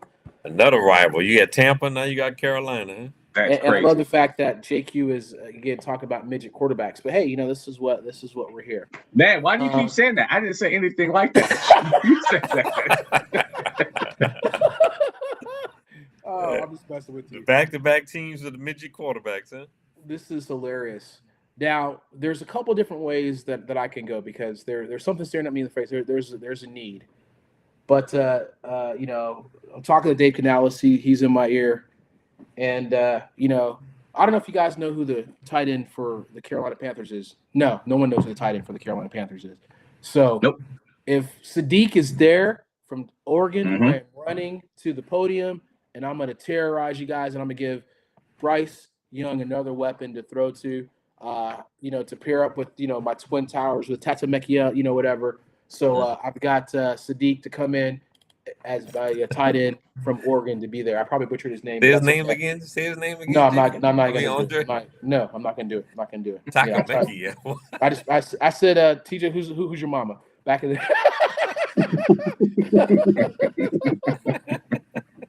Yeah, but I'm a pair with McMillan. I want to say is the wide receiver, but from last year. Yeah. As a Saints fan, this is something I do not want to see. You don't. Carolina, because that's exactly what Bryce Young need is a big athletic target down the middle of the field. Yeah. And Tataroa McMillan was one big target for him. And I don't know what Andre was saying a little while ago, but yeah, that gives him two big targets. And they're the team that won a division on last year too, and they improved their defense tremendously in the offseason. Probably quietly had one of the best free agent off seasons. Carolina did. Yeah. Well, how the way they stacked up their defense, right? Yeah. So this is one guy I do not want to see. I don't want to see him either. To the Carolina Panthers. I just figure it's. But if you're the Carolina Panthers, if you're being objective as a GM, it's a heck of a pick. Yeah. Mm-hmm. You guys agree with the pick? That's a good pick for That's a fantastic pick. Great value and need. There it is. All right, I did something great, so I'm so excited. Thank you, Carolina. Gary is back on the clock with the Dallas Cowboys with the number 20th pick here. So I think JQ took your guard, which you need. But what say you now that you're back on the clock, Gary? You have this option, if you will. Well, I'm going to go to the University of Miami. Oh. And pick their other edge. Oh. Akeem Mesidor. Oh, there we go. Okay. And I'd be very happy with that pick at 20. Okay. Yes, you would. Talk about that, Rob. What say you about this one, man? Hey, it definitely fills a need. There on that defense, right? You address the cornerback position, and now you come back and get another pass rusher to go with Rashawn Gary. Look, I talked about Bain and how he stepped up during the playoffs. Mesidor is a first round pick in this draft because of the college football playoffs. He was a terror. Going into the college football playoffs, most scouts had him as a third-round pick, right? But he elevated his game so much because he dominated in college football playoffs against some elite competition. And so he's in that conversation of somewhere between 20 to 30 now in this draft because of the college football playoff. So definitely feels a need for the Cowboys for sure. Again, just like the Sadiq pick, great value need at an appropriate time in the draft. Yeah. If you give Dallas McCoy, assuming he stays healthy, Messidor, you give them a gigantic boost to that defense that really needed it. Yeah. I'm going to give us some kudos. We are picking very effectively, guys. You're doing a great job as GMs, and so we are really taking care of our teams, so this is what we wanted to do. Very thoughtful, very excellent picks for the teams, if you will, too. So I think they would be thrilled if this actually happens. So let's keep this moving, if you will. So I don't know if Richard is still on, because Richard, the Pittsburgh Steelers are on the clock with Rob with the number 21st pick. And Rob, I know there's a lot of itching happening. There's a lot of calls going on. Do you stay pat and make this pick? And what direction do you go with Pittsburgh and Richard, literally on your back, if you will? Yeah. Well, I'm a big believer in the best player available, particularly in the first round, unless it just is a position that just don't completely make sense at all. And for the Pittsburgh Steelers, when you look at the wide receiver room outside of DK Metcalf, and he wasn't even DK Metcalf of old last year, and we don't know who the quarterback's going to be just yet, but I'm going to add quietly one of the best wide receivers in college football last year. Don't say it. Tremendous route runner, a national champion from the University of Indiana. I'm going Omar Cooper Jr. to add to the Pittsburgh Steelers, give them a much-needed weapon on a perimeter. Appreciate you, Duke. Appreciate you, Richard. Yes. Man, JQ, you hate that pick with a passion. He's shaking his head because it makes total sense. But I was always going to hate it just due to the depth of this wide receiver class. I could see them taking Concepcion or Denzel Boston. Like, I could see them coming away with one of those. That's who I would have taken. Second-tier wide receivers that don't go in that top 12. So that was always going to be a thing. I was hoping he was going to say Ty Simpson so I could get up and dance. But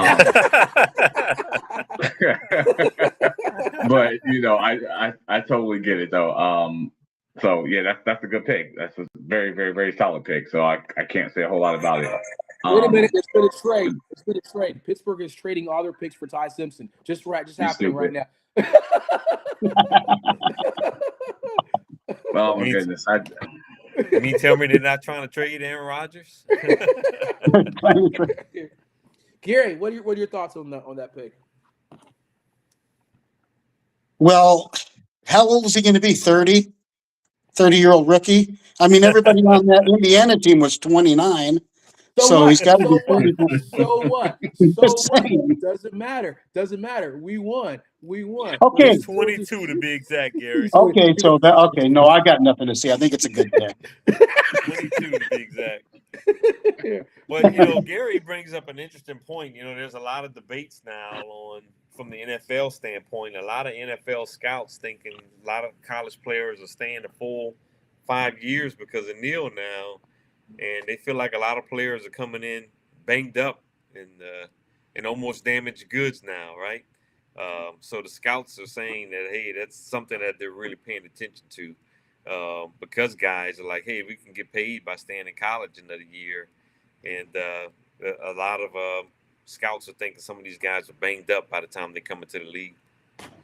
Well, I mean, they'll adjust the cap or either expand the rosters like we talked about earlier, man. You figure that ish out, man. And then, the flip side, you're getting a player that is probably definitely more developed at some point too, because he may not be as raw coming into the NFL. So there's arguments on both sides. Like, you may be older, but you may not hit your stride until you're older. You may not develop fully until you're older. I mean, so whatever. I mean, it is what it is.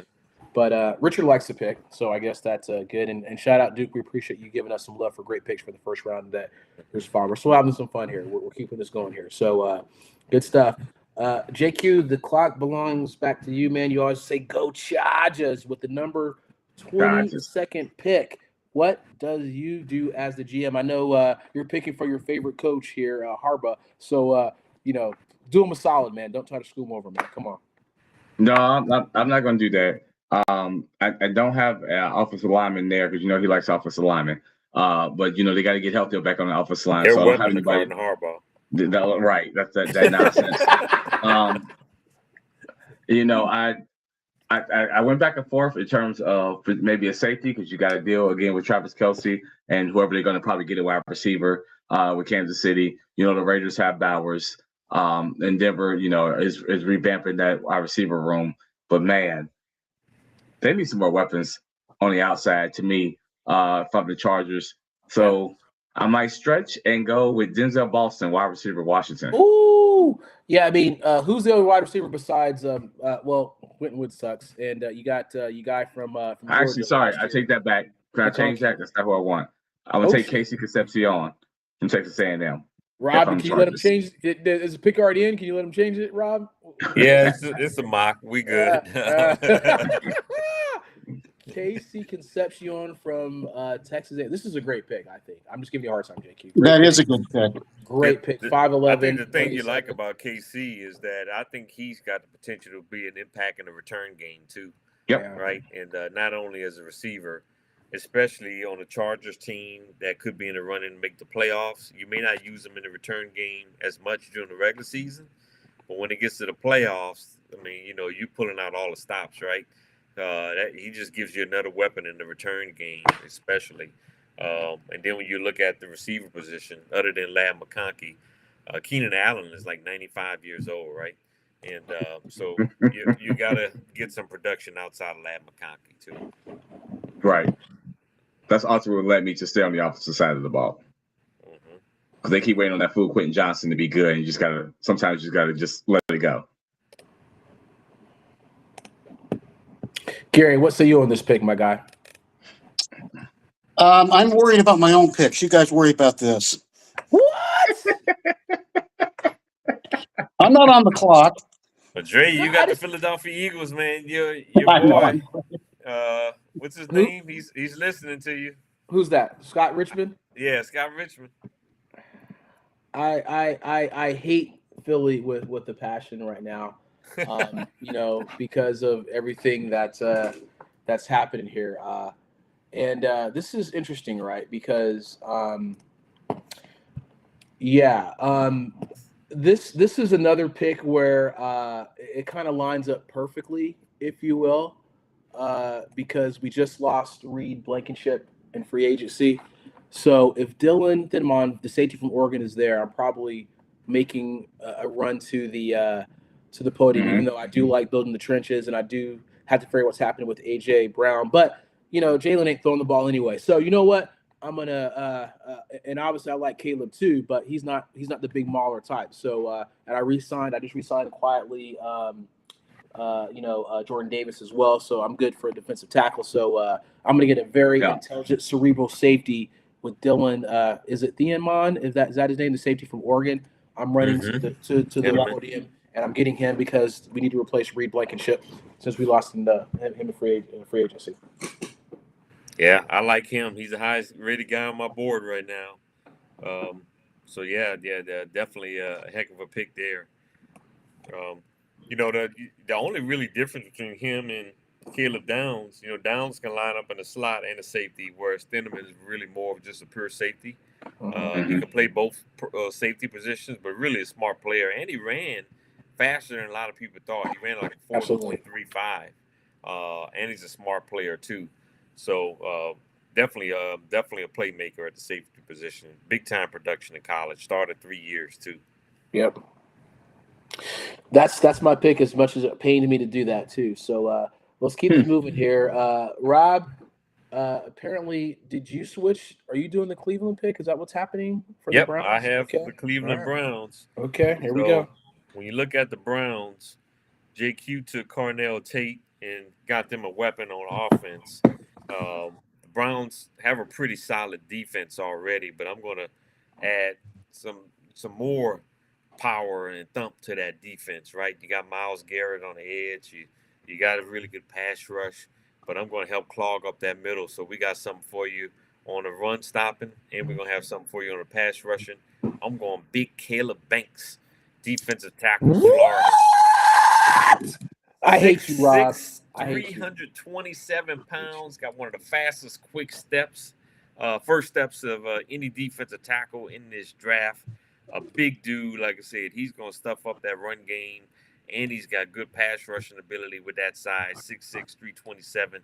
Like I said, got one of the quickest first steps of any defensive tackle in this draft, and he's got the size to go along with it. So I'm adding some reinforcements to that defensive line. I'm going Caleb Banks. That's a stretch, Rob. He's not planning to go to something later. Come on, man. Why you do that, man? So what? Why you do that, man? Come on, man. He was supposed to be around in the second round. What are you doing, man? Why are you making a smart pick? Man, come on, man. I think he's going to go in the back end of the first. Take the pick. Come on, man. Making too much sense, man. I need a quarterback. Hey, man. I got Ty Simpson all the for way you. to 40 something. No, it's not going to happen. Hey. Pick up the phone. I got Ty Simpson for you, man. Come on, man. Hey. I would love for Banks to fall 42 to my Saints too, but as much as I wanted to happen, I don't see it happening. All right, Rob, making too much sense. Gary is on the clock here with the number. Was there? I know you had. This is again recording. We're still staying according to what's happening right now. 23rd pick. We got the Chicago Bears on the clock, and obviously Caleb Williams' ascension has been 25. Oh, 25. I'm so sorry. 25. Please forgive me. Yeah, I got you. 25. Gary's got the Bears. What's that? What do you have on this one, Gary? I'm so sorry. I just missed that. That's okay. I'll probably mess this up too. No, you're good. Come on, man. I'm taking Blake Miller, offensive lineman, right tackle, left tackle from Clemson. Nice pick. Pick. Okay. We got to keep that guy upright. He's a dynamic quarterback. We got to give him protection. Now they had the Bears had an interesting with Drew Dahlman suddenly retiring, so I don't know if that was a need for them as well. Great pick as far as getting Blake Miller from Clemson. Rob, you want to talk a little more about that pick and everything like that as I get myself reset for the board here? Yeah, I mean Blake Miller, big dude, 6'7", 317 pounds, ran a 5.04 40. The thing you like about him is his availability. 54 career starts, so he's been an Iron Man in college football, right? So his durability is always available, and he's also one of the best offensive linemen in this draft. That's kind of where I have him going in the back end of the first round. Any thoughts on that, JQ? No, that's a good pick. Like you said, he likes to scramble and extend the play. The best way to do that is to give him more time. So give him another weapon on the offensive line for Harbaugh. Then you're maximizing Caleb Williams. So no problem with that. JQ, the Bills Nation, Bills Mafia, we're making some calls to you, man. I know we just got rid of Sean McDermott, and what's happening with Keon Coleman. Josh Allen is a new father, man. A lot of things happening, man. So you're the GM right now. And what say you as far as the pick here? We're going into the next pick here, the 26th pick. So who do you pick for the Buffalo Bills and Bills Nation? Well, you traded to go get wide receiver from Chicago. So you feel DJ Moore, sorry, yeah. To kind of to fill that particular need. When I watched the Bills, offense wasn't necessarily a problem. It was that they couldn't stop a nosebleed on defense. So you got to kind of how Cincinnati is. You got to find a way to get some of that younger, cheaper, good talent on the defensive side of the ball on these rookie deals. I'm gonna stay with the state of Ohio and go with McNeil Warren, safety from Toledo, and give him to Buffalo. Oh, wait, hold on. That is a excellent pick, man. I thought you were going to go a different direction. Talk about this pick, Rob, as far as, I mean, it's a little further down that I'm looking at. What's his name again? I'm trying to find him on Emmanuel McNeil Warren. McNeil, safety from Toledo. Okay, let me find him. I'm looking at the draft here. So talk about this pick. 200 pounds, ran a 4.52. He's been great in coverage. He's a downhill player. He comes up and, man, will knock you out in the run game for sure. So he's a very physical player, smart player too. Definitely well liked by a lot of scouts. It's kind of where I think he's going to go to in the back end of the first round. Yeah, he's number 21 on the ESPN big board. So if you're talking about, the consensus among the scouts, if he's in that area, if you get him at 26 for Buffalo, who I looked at also for Cassius from Texas A&M and the other Young from Missouri, but I don't trust either one of them to produce anybody for real. But you mess around, those back safeties are actually pretty good. So. Mm-hmm. Pregnon from Oregon. I don't think he goes in the first round, Richard. You don't think he goes in the first round? I don't have anything that I've looked at. No. Yeah, he's an interior offensive lineman from Oregon. I got a second round prospect there. Yeah. Yeah. All right, Andre, you on the clock for the 49ers. You better make a good pick, or you're gonna be on the sofa tonight. For real, man. I think Marcy went to sleep on the over front there. porch. Both of those. I can pick for him. Both of those, man. This is interesting. So, this is tough for me because there's a couple different directions that I like to go. Obviously, I got Mike Evans. I'm pretty happy about that. I re-signed Trent Williams. I paid him a buttload of money, so I'm feeling pretty good on that situation. Effing Raheem Morris is here. Let me figure this out here. Yeah, he's your defensive coordinator, GM. As much as I want to throw some crap on him, for some reason, I think I still want to boost my wide receiver room, even though I got Mike Evans. And I don't know what the hell's happening with my boy Brandon Ayuk. Brandon Ayuk is he's acting a fool right now.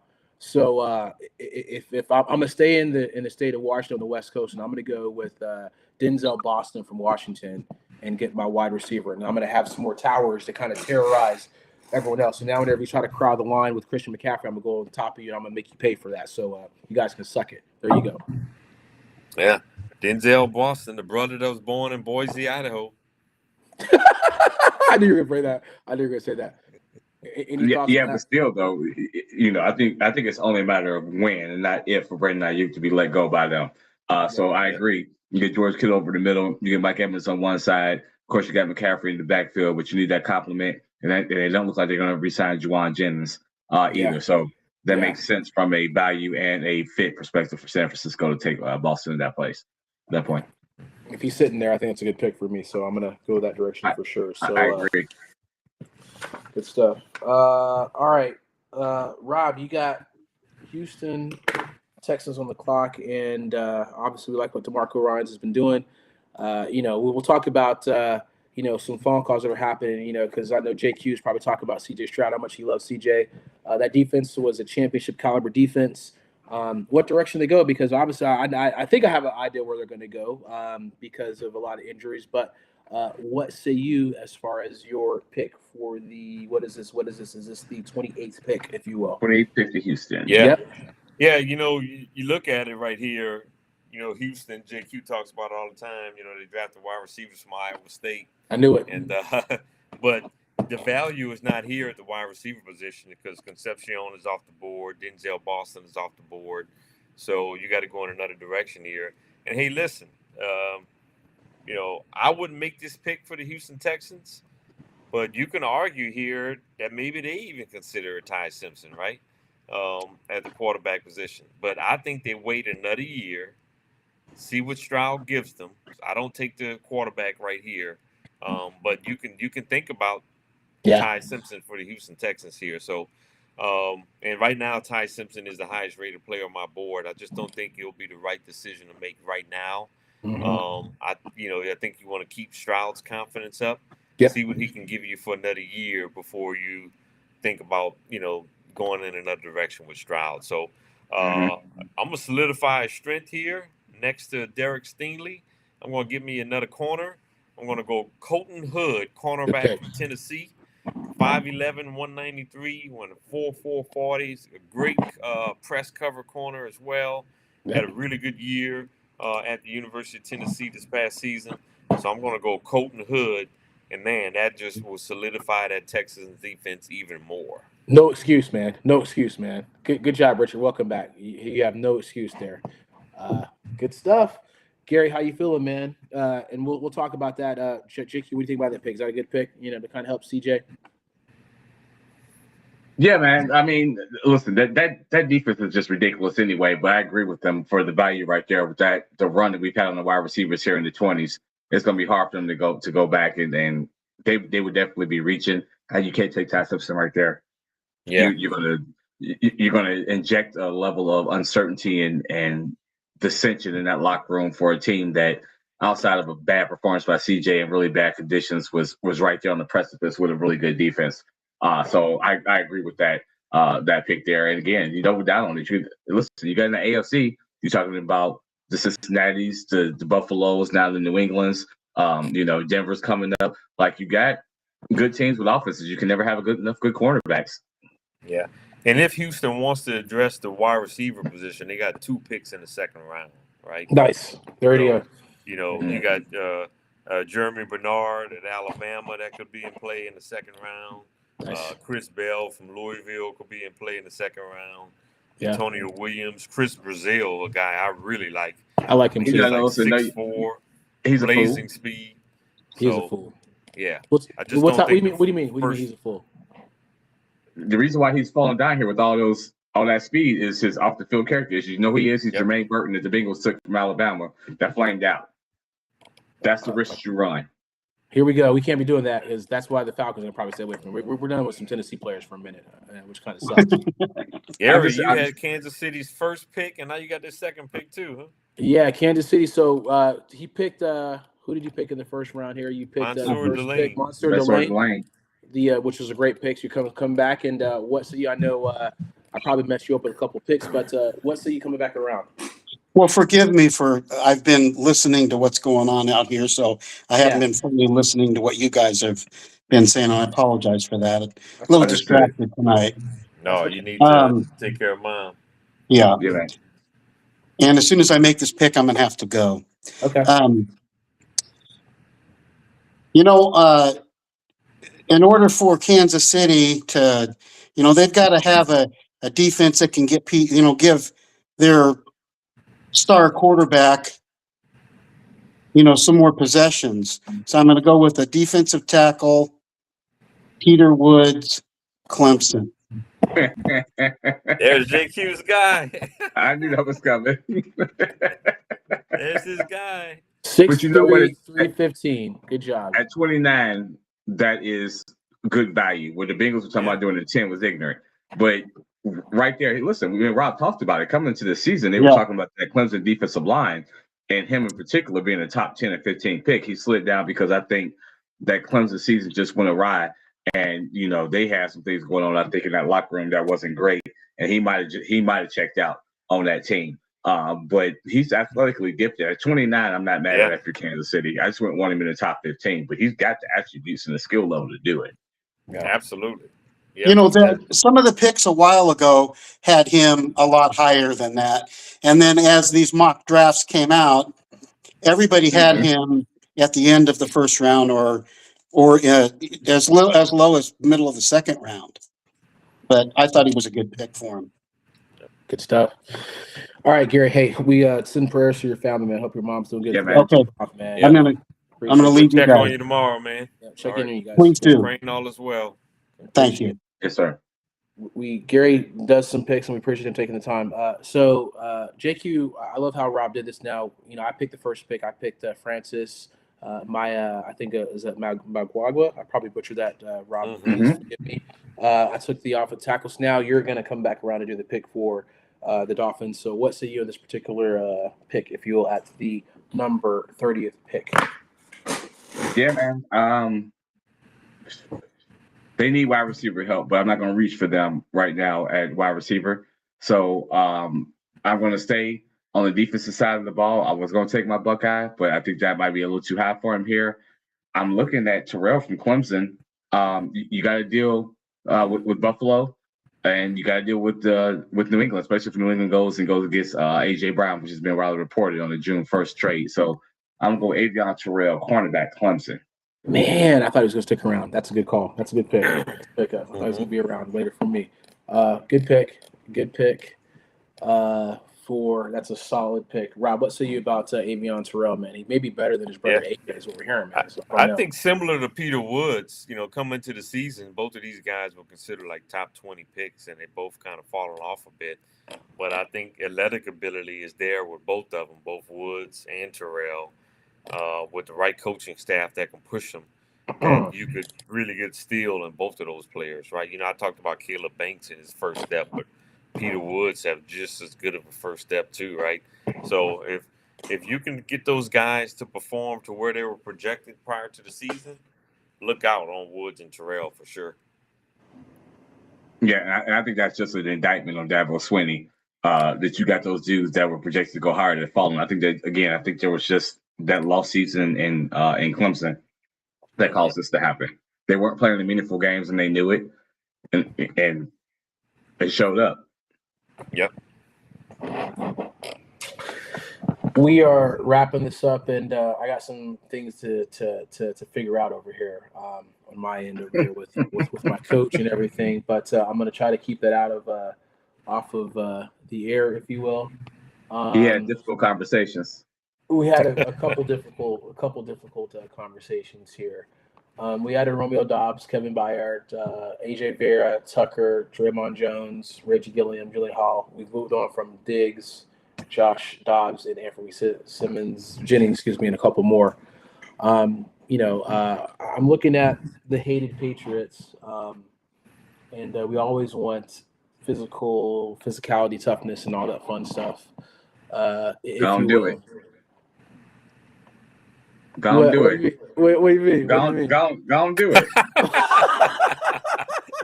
You giving all Go do it. He's sitting right there. I mean, JQ. I mean, it just has to happen. You know that it has to happen. You know that it has to happen. What are you talking about? You know that it has to happen. So in this instance, I need a lot because I'm still trying to figure out what's happening with AJ. I'm making some trades here. I'm talking to Falcons about a couple things. So Caden McDonald is going to be my pick right there. 6'3", 326 pounds. That dude is he's not going to bring a shades of Vince Wilfork by any means, but he's that's what we need, man. 326 plugger. Let's go. Toughness, power. Let's go. Let's get that defense solidified. Listen, his head coach is the Buckeye linebacker, so that's almost like the draft Caden McDonald. So he goes right there. Yeah. Matt Patricia is right there. Like, come on, man. Take my guy, huh? This would be a dream scenario. If this actually happened in real life, it'd probably be a dream scenario for the Patriots. And for Caden, quietly. Getting the tough former linebacker and from the Buckeyes, to continue that lineage and put him in a position to succeed on that defense, which was really good. They just were a wide receiver away from making Seattle at least work a little harder in that Super Bowl. So, that to me, again, is another value pick right there for New England at 31. I didn't know, like, if Kansas City would take him there at 29. I don't know if that was a situation too, but I think that's about who you. Yeah, I think that's about who you like the best. I would take Woods over McDaniel, though. McDonald. Right there. So, that's why I wasn't quite sure. They went in the order where they should have went there. Okay. I was just curious as far as if that would have happened, but it just kind of worked out perfectly in that instance too. But that's just a no-brainer pick for real. So there you go. And to wrap up the first round here, Rob, you get the last pick with Seattle Super Bowl winners, if you will. What say you as far as their pick? Fittingly, I'm in Seattle. Saw a lot of my colleagues with Seahawks stuff all over the place on today. Got 12-man flags flying around in their office and everything else. But so I'm picking for the Seahawk Nation right now. And look, when you look at the Seahawks roster, they don't really have many needs, right? Nope. Which I guess is a good thing. I mean, you could say, hey, we got to replace Kenneth Walker. You still have Charbonnet, right? And I don't think there's a running back at the value here at 32. That's probably a position that they can address later in rounds 2, 3, or 4, right? So I wouldn't take a running back here. And you could even make a slight case that they can even use some more help in the wide receiver position too. But at the same time, I don't think there's a wide receiver here from a value perspective. So when I look at the top guys left on my board right now, obviously you got Ty Simpson. I got Chris Johnson, a cornerback from San Diego State. I got Caleb Lemieux, offensive tackle from Utah. They're the top three guys remaining on my board here. So I'm going to go with Chris Johnson, a cornerback from San Diego State. This kid is rising up draft boards. He may even get into the 20s Wow. in this draft, right? 6 feet, 193 pounds, 4'4". This will be the highest player drafted from San Diego State since, I believe, Marshall Faulk. Yes, sir. Who was like number 2 overall in the draft. LSU wanted to play Marshall Faulk at defensive back, so he said, "I'm going to San Diego State and play running back." Stupid LSU. That's But crazy. anyway, that's another story. I'm going to go Chris Johnson here. Not going to reach for the wide receiver or running back, and add some more depth to that good secondary that they already have. Yeah, and replace Rick Johnson. The only reason why I said that is I've read some reports where Jadarian Price, the other running back from Notre Dame, is going to be the second running back probably taken, and that there's some people that feel like he might end up getting to Seattle at this point just due to the fact that Charbonnet coming off that injury and losing Kenneth Walker to Kansas City, it might start may not force their hand, but have him artificially rise to the running back spot. So. But I've heard that about Chris Johnson moving up quite a bit. I think due to some of those injury concerns from other players that we talked about. Yeah, I mean, I like Price. I think he's the second best running back in this draft. I agree. I haven't gone in the second round, kind of like middle of the second. So I personally think it would be a slight reach. I would still stick to my board there. And we've seen a lot of successful running backs in this league going to second, third, fourth round for depth purposes. Fair. And so if I'm the Seahawks, I want to be patient and make sure I'm getting as best of a value as possible, especially when you're picking in the first round there. So I think Chris Johnson will be that guy, just based on the way the board fell. No, I agree. That's a great pick at the end of the first round for Seattle to go with that defense that's already scary good. You give them another weapon like that. Whew. And plus, again, we talk about value there, but also look in the division they're playing in, and you got to deal with the dangerous Rams team. If they mess around and get Mekhi Lemon, you're going to need another cornerback. In San Francisco with, Evans, if they go and get another wide receiver, you got to deal with that offense as well. And also got to deal with Christian McCaffrey coming out as a virtual slot receiver if they want to use him that way, and George Kittle. So that's good value and strategic if you're the Seahawks at the end of the first round. Mm-hmm. Yeah, Dre, that's good stuff, man. You captured all the picks. Yeah, hopefully you guys got that. I wanted to just to say, this is definitely want to give a shout out to PFS, the Pro Football Network, their mock draft simulator. They're not sponsoring us, but one day we'll get a sponsor. I printed out all of our picks, as you guys can see. This is our first official mock draft, and I just want to give you a lot of props, Rob, for kind of allowing us to do this, because I know you do a lot of 6-round, 7-round mock drafts, and this was fun. It was definitely a good exercise. We took it seriously, and it was a good challenge. Like, let's pick. And so this was really, really fun. Made me kind of go into my bag and kind of like might be an annual thing now. Yeah, it needs to be. Yeah. What's crazy about it is I don't feel like nobody went over the top like taking 8 minutes to do it. And it still took us 2 hours to get through 32 picks. So when you listen to this, get the GMs a little slack when you watch it on TV because it's not as easy as you think it is. Yeah. And plus you want to add a little commentary too. So so it's fun, and I think we took it seriously. We took it based upon we're not obviously in draft rooms, and we don't have the horizontal draft, blah blah blah, and getting scouting reports and medical reports and little things like that, and kind of an in-depth, but just on the surface, this was fun. Allowed us kind of pick and see based upon just on the surface what we felt would be pretty good picks for the teams and kind of where they're at too. So I think we did an amazing job of kind of picking, and we kept it pretty. I think this would be some really good picks if this came to fruition. There's no way this can obviously come to fruition. We don't know what surprise will happen right on official draft day. So tomorrow it's going to be in Pittsburgh. We're going to have some fun too, and I'll obviously I'm watching it too. But it's just going to be interesting to see how this plays out too. But you guys have this. Let's see how accurate we were. We were, excuse me. Yeah. For our first pick. You guys made some excellent picks, if you will. I think the teams would be pretty ecstatic again if they actually ended up this way because these are very intelligent picks, man. What say you Yeah, guys? yeah, I agree. The only place that I feel like we start to see the movement is 3 at Arizona if they get ridiculous with Hundred Jeremiah percent. Love. Yeah. And then 10, 11, and 12 only because I feel like the Giants want to get a weapon for value right there for Jackson Dart if they go defensive 5. Yeah. I feel like Miami. I think that's a good pick for Miami. Don't get me wrong, but sometimes I feel like you just went and got into the quarterback because should you get him a tackle? You should, but do you want to make a splash and get him a solid wide receiver? But they all go that early. Would they want to move? And then I worry about McCoy and his health for Dallas at 12. And with does Dallas feel like they missed out on the run of the guys they want and they want to trade back? So outside of that, that's the only place. But again, I felt like that was always going to be the swing places in this draft anyway. Was that 10, Yeah. 11, and 12? Yeah. And what happens at 3 or 4 and 5 with Arizona and the Giants trying to move back?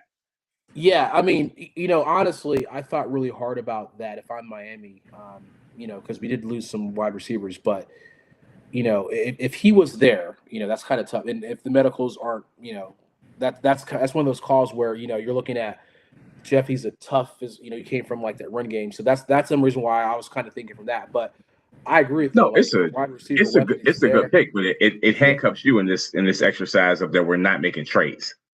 yeah. So you can't predict exactly what's going to happen if they've got in their mind that hey, we're going to go get us a wide receiver, and then that happens, and it's like, oh, well, do they take McCollum in there and reach a little bit? So Yeah, but if agree with the Francis pick. wasn't there, I think Makai Lemon would probably be my pick, honestly. Yeah. 100% because we need some weapons to replace. And I'm sure Malik Willis is like, yo, I got to have some weapons. And obviously you got you traded Tyreek, you traded Waddle. What the hell? Who's there? You know what I'm saying? So, that's a good call, JQ. Then, but we said no trades, and then, like I said, if Sadiq is there for Carolina, that would be insane. Like I don't even know if he's going to make it that far. And I don't know. I wonder if Miami says we didn't get the wide receiver, do we take Sadiq there? I thought about that too. Yeah. But I just thought physicality was kind of more important because you want to get away from like that soft finesse running game. I agree, and that's who Hafley is. So I'm not knocking the pick. I'm not knocking it at all. Yeah. An interesting thing about Miami, all 32 NFL teams do about 1 million mock drafts before the draft, right? Mm-hmm. So, this is just one mock draft here that we just did tonight. But if a lot of Miami's mock drafts are falling the way that ours fell on tonight, they could look at this and say, hey, all the wide receivers that we consider to have a first-round grade are going by 30. So do we go ahead and take a Makai Lemon at 11? So those are some valid points, right? Yeah. Even if we reach slightly, do we go ahead and take Makai Lemon there, right? Yeah. If their mock drafts are falling like the way ours fell tonight. Yeah. Well, Denzel Boston went 27. Casey Concepcion went 22. Yeah. Based on our mock, there's no wide receiver we're taking at 30. In my opinion, it would be a reach if you go outside. Agree. Jeremy Bernard, I think, will be a reach at back into the first round. Now, and I probably could have messed it up because, like, No, I didn't say that. No, I'm not saying that. I'm saying like JQ, you took a very smart pick in Carnell Tate because that's where it kind of like if you're looking at like I don't want to Jerry Judy's not the guy. So if Cleveland decides if they go like defense there, that shifts everything. So then is Cardinal Tate like there for for Washington? Then there's that kind of push everything down. So then Rob, are you still picking Caleb Downs for the Saints? So you kind of trickle down, and then do the Chiefs take a wide receiver? So you kind of look at some things that can happen as far as domino effects, if you want to, because there's a couple things that happen, as you said, so, we're just going off of, But if I'm a Browns fan and we already have a solid defense, and you go take another defender when Jerry Judy's my number one wide receiver, I would be in a full-on revolt. Yeah. I mean, it's either got to be an offensive tackle or a wide receiver. The defense is solid. Yeah. And there are a lot of rumors out there that the Saints really like Tate and Tyson. But personally, this is just me, Robert talking. Mm-hmm. I would take Tate at 8 if he's available. I wouldn't take Tyson at 8. I'm a little worried about the injury risk, and I think if you do really like Tyson, I'm trying to find a team that I'll trade down and see if I can get him. That's fair. And again, Yeah. like this is like when I was looking at like the stuff that the draft tomorrow night, Richard. Yeah, this weekend, first round tomorrow. Yeah, 5 p.m. Pacific time. When I was looking at a couple of things, I mean, there's a couple of needs that the Commanders had, right? I was looking at, I was pulling up because you could have gone, but still, I don't know who their wide receiver besides Terry is. Now it's probably deep draft. You probably could have. I probably could have went edge or something like that, or O line or something like that. It depends on kind of where you are. So that could have been me, and then that probably resets the draft too, because like, let's say that Cooper is there at like 11. Is that too high? I don't know. Because if Bakai's gone, so you kind of like that's just taking the 16. So I mean, it's not like it's crazy. It's crazy how, but if you look at some of these other teams where we said, hey, should the Bengals have taken offensive tackle from Oregon, but they took Jamar Chase. You know what I'm saying? Like you see teams trying to pair a young quarterback up with the dynamic wide receiver or give them some weapons. So I can see that happening for New Orleans. I can see that happening for Washington, where they're like, I think Kansas City has to take a cornerback because they just don't have a choice. They have to take them. They've got to. Yeah, they're circling that positions like cornerback. Please fall to me, and hopefully they're the guy. You got to. And if Kansas City, happy birthday, Richard. You can see that in the back end of the first round. That is happy birthday, Richard. Yeah. There's still some good corner value in the back of the first round too. So you look at this Chiefs pick again at 29. I mean, you got Colton Hood there on the board. You got Terrell there on the board. You got Chris Johnson on the board. Yeah. So I think it just depends on who's on the board for the Chiefs right there, right? I mean, I'm not going to argue if they take a 65. Wow. Nice. I won't argue with the Chiefs if they take Delane at 9.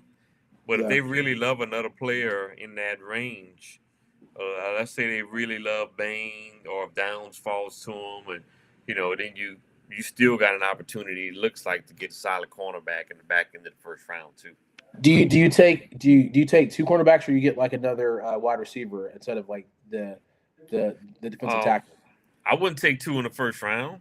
But if I wouldn't be opposed to the Chiefs taking 2 cornerbacks total in the draft, like maybe one in the first, and maybe come back in maybe the third round and get one or something like that. I guess but I wouldn't take 2 in the first. I meant to say, you get him number 9. Do you come back at 29? Do you get a wide receiver? That's what I'm thinking. I'm sorry. That's what I meant to say.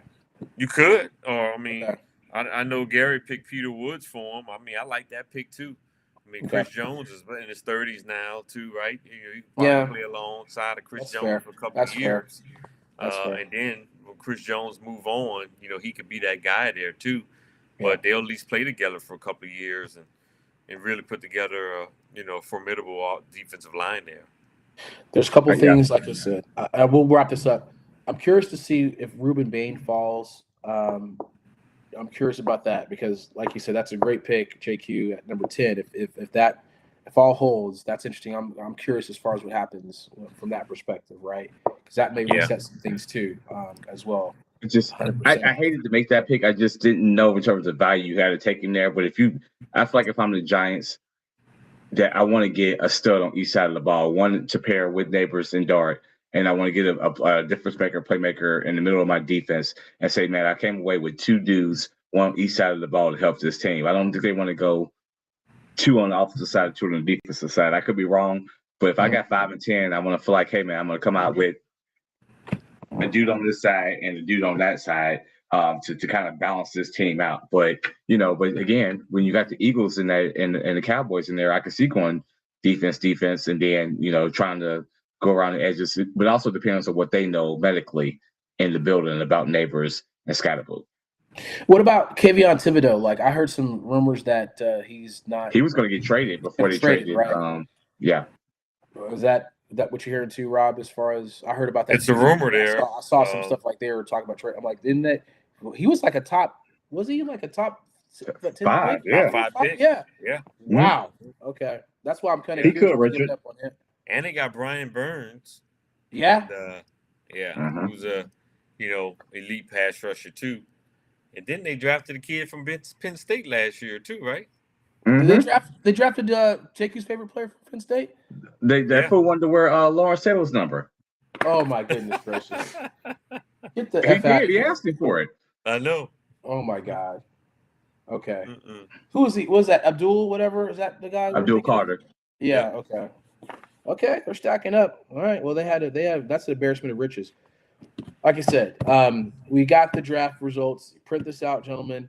It's going to be very, very interesting. I'm curious. I do think some trades are going to happen for sure. I think there's going to be some interesting trades. Oh yeah. I'm curious what happens with number 3. Like you said, number. That's going to be interesting. And the Jets, man, they hold a lot of power right there too, man. Because is it David Bailey or Arvin Reese? Like, what happens with that? Yeah. I mean, there were some rumors, about the Saints moving up to 3 with Arizona and Arizona falling down. But if I'm the Saints, I'm standing pat. I was listening right before the call. I was listening to Mickey Loomis' press conference.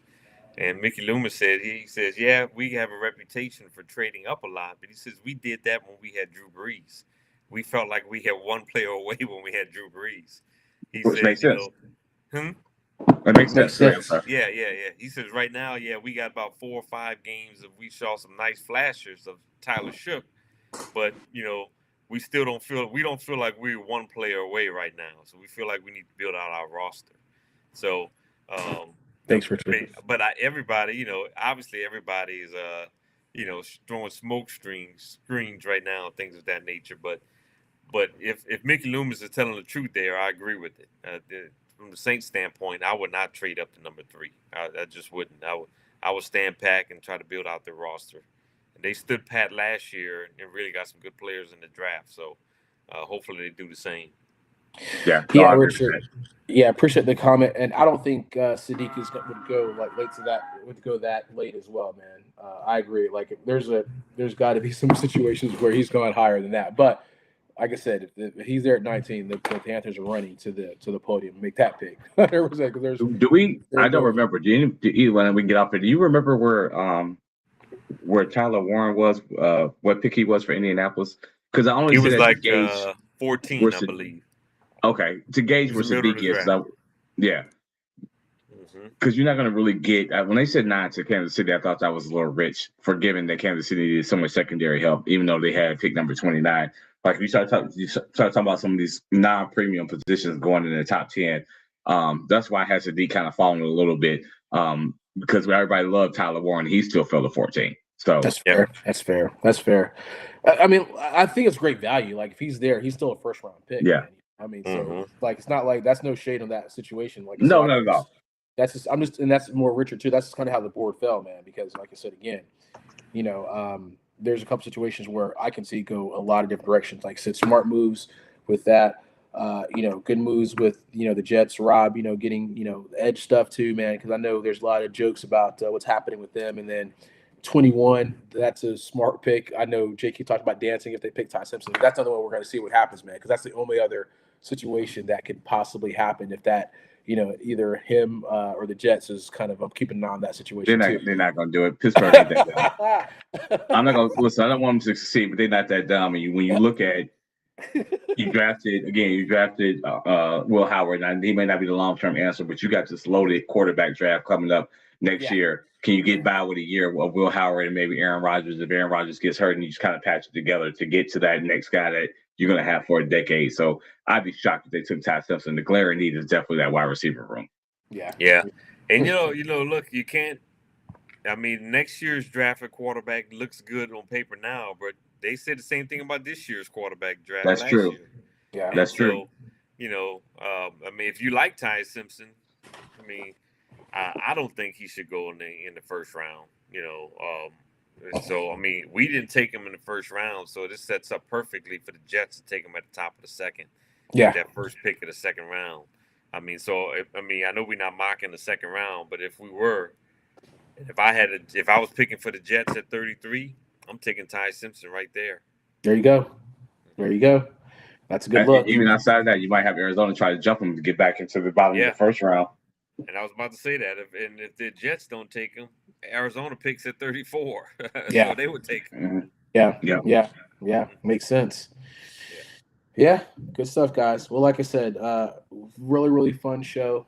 Thank you for that exercise, Rob, for challenging us because Yeah. it definitely made it No, that was more fun. fun. And we'll have. Yep. I think this may be the start of a new tradition, man. We're having some fun. Kind of that day before something like that. We'll kind of do our little mock draft picks and kind of see where everything falls and how everything plays out, man. But I'm curious about. We're not even next year, man. But I'm curious about what happens, man. Because Jeremiah Smith, Arch Manning, Dante Moore. You got some serious situations. Who's going to be the guy? I still think Jeremiah Smith should be number one going into next year so far, right now. So we'll go back to having the first number one wide receiver behind the Keyshawn's and the what did I say, Urban Fryer. Man, that was a crazy stat, man. But Good.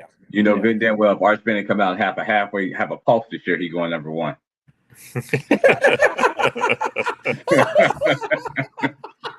Come on, man. Hey, I'm rooting for Jeremiah Smith to go number one, but quarterbacks, bro, it's always going to be that. I think it's going to be. Yeah, I think it just depends on who gets the number one pick and what the need are. Obviously, if a team needs a quarterback at number one, then we know it's going to be a quarterback, no doubt about it.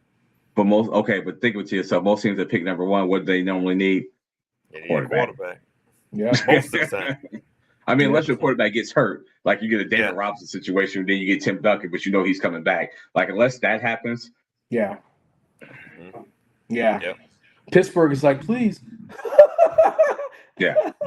So there's a couple squads that we can kind of look at that and see what the heck is happening with that too, man. And Cleveland, what the hell they're going to be doing, man. So we have no idea what's happening with that too, man. So good stuff, gentlemen. All right, well, I will let you guys have the rest of your evening, man. What a fun exercise, man. Super fun.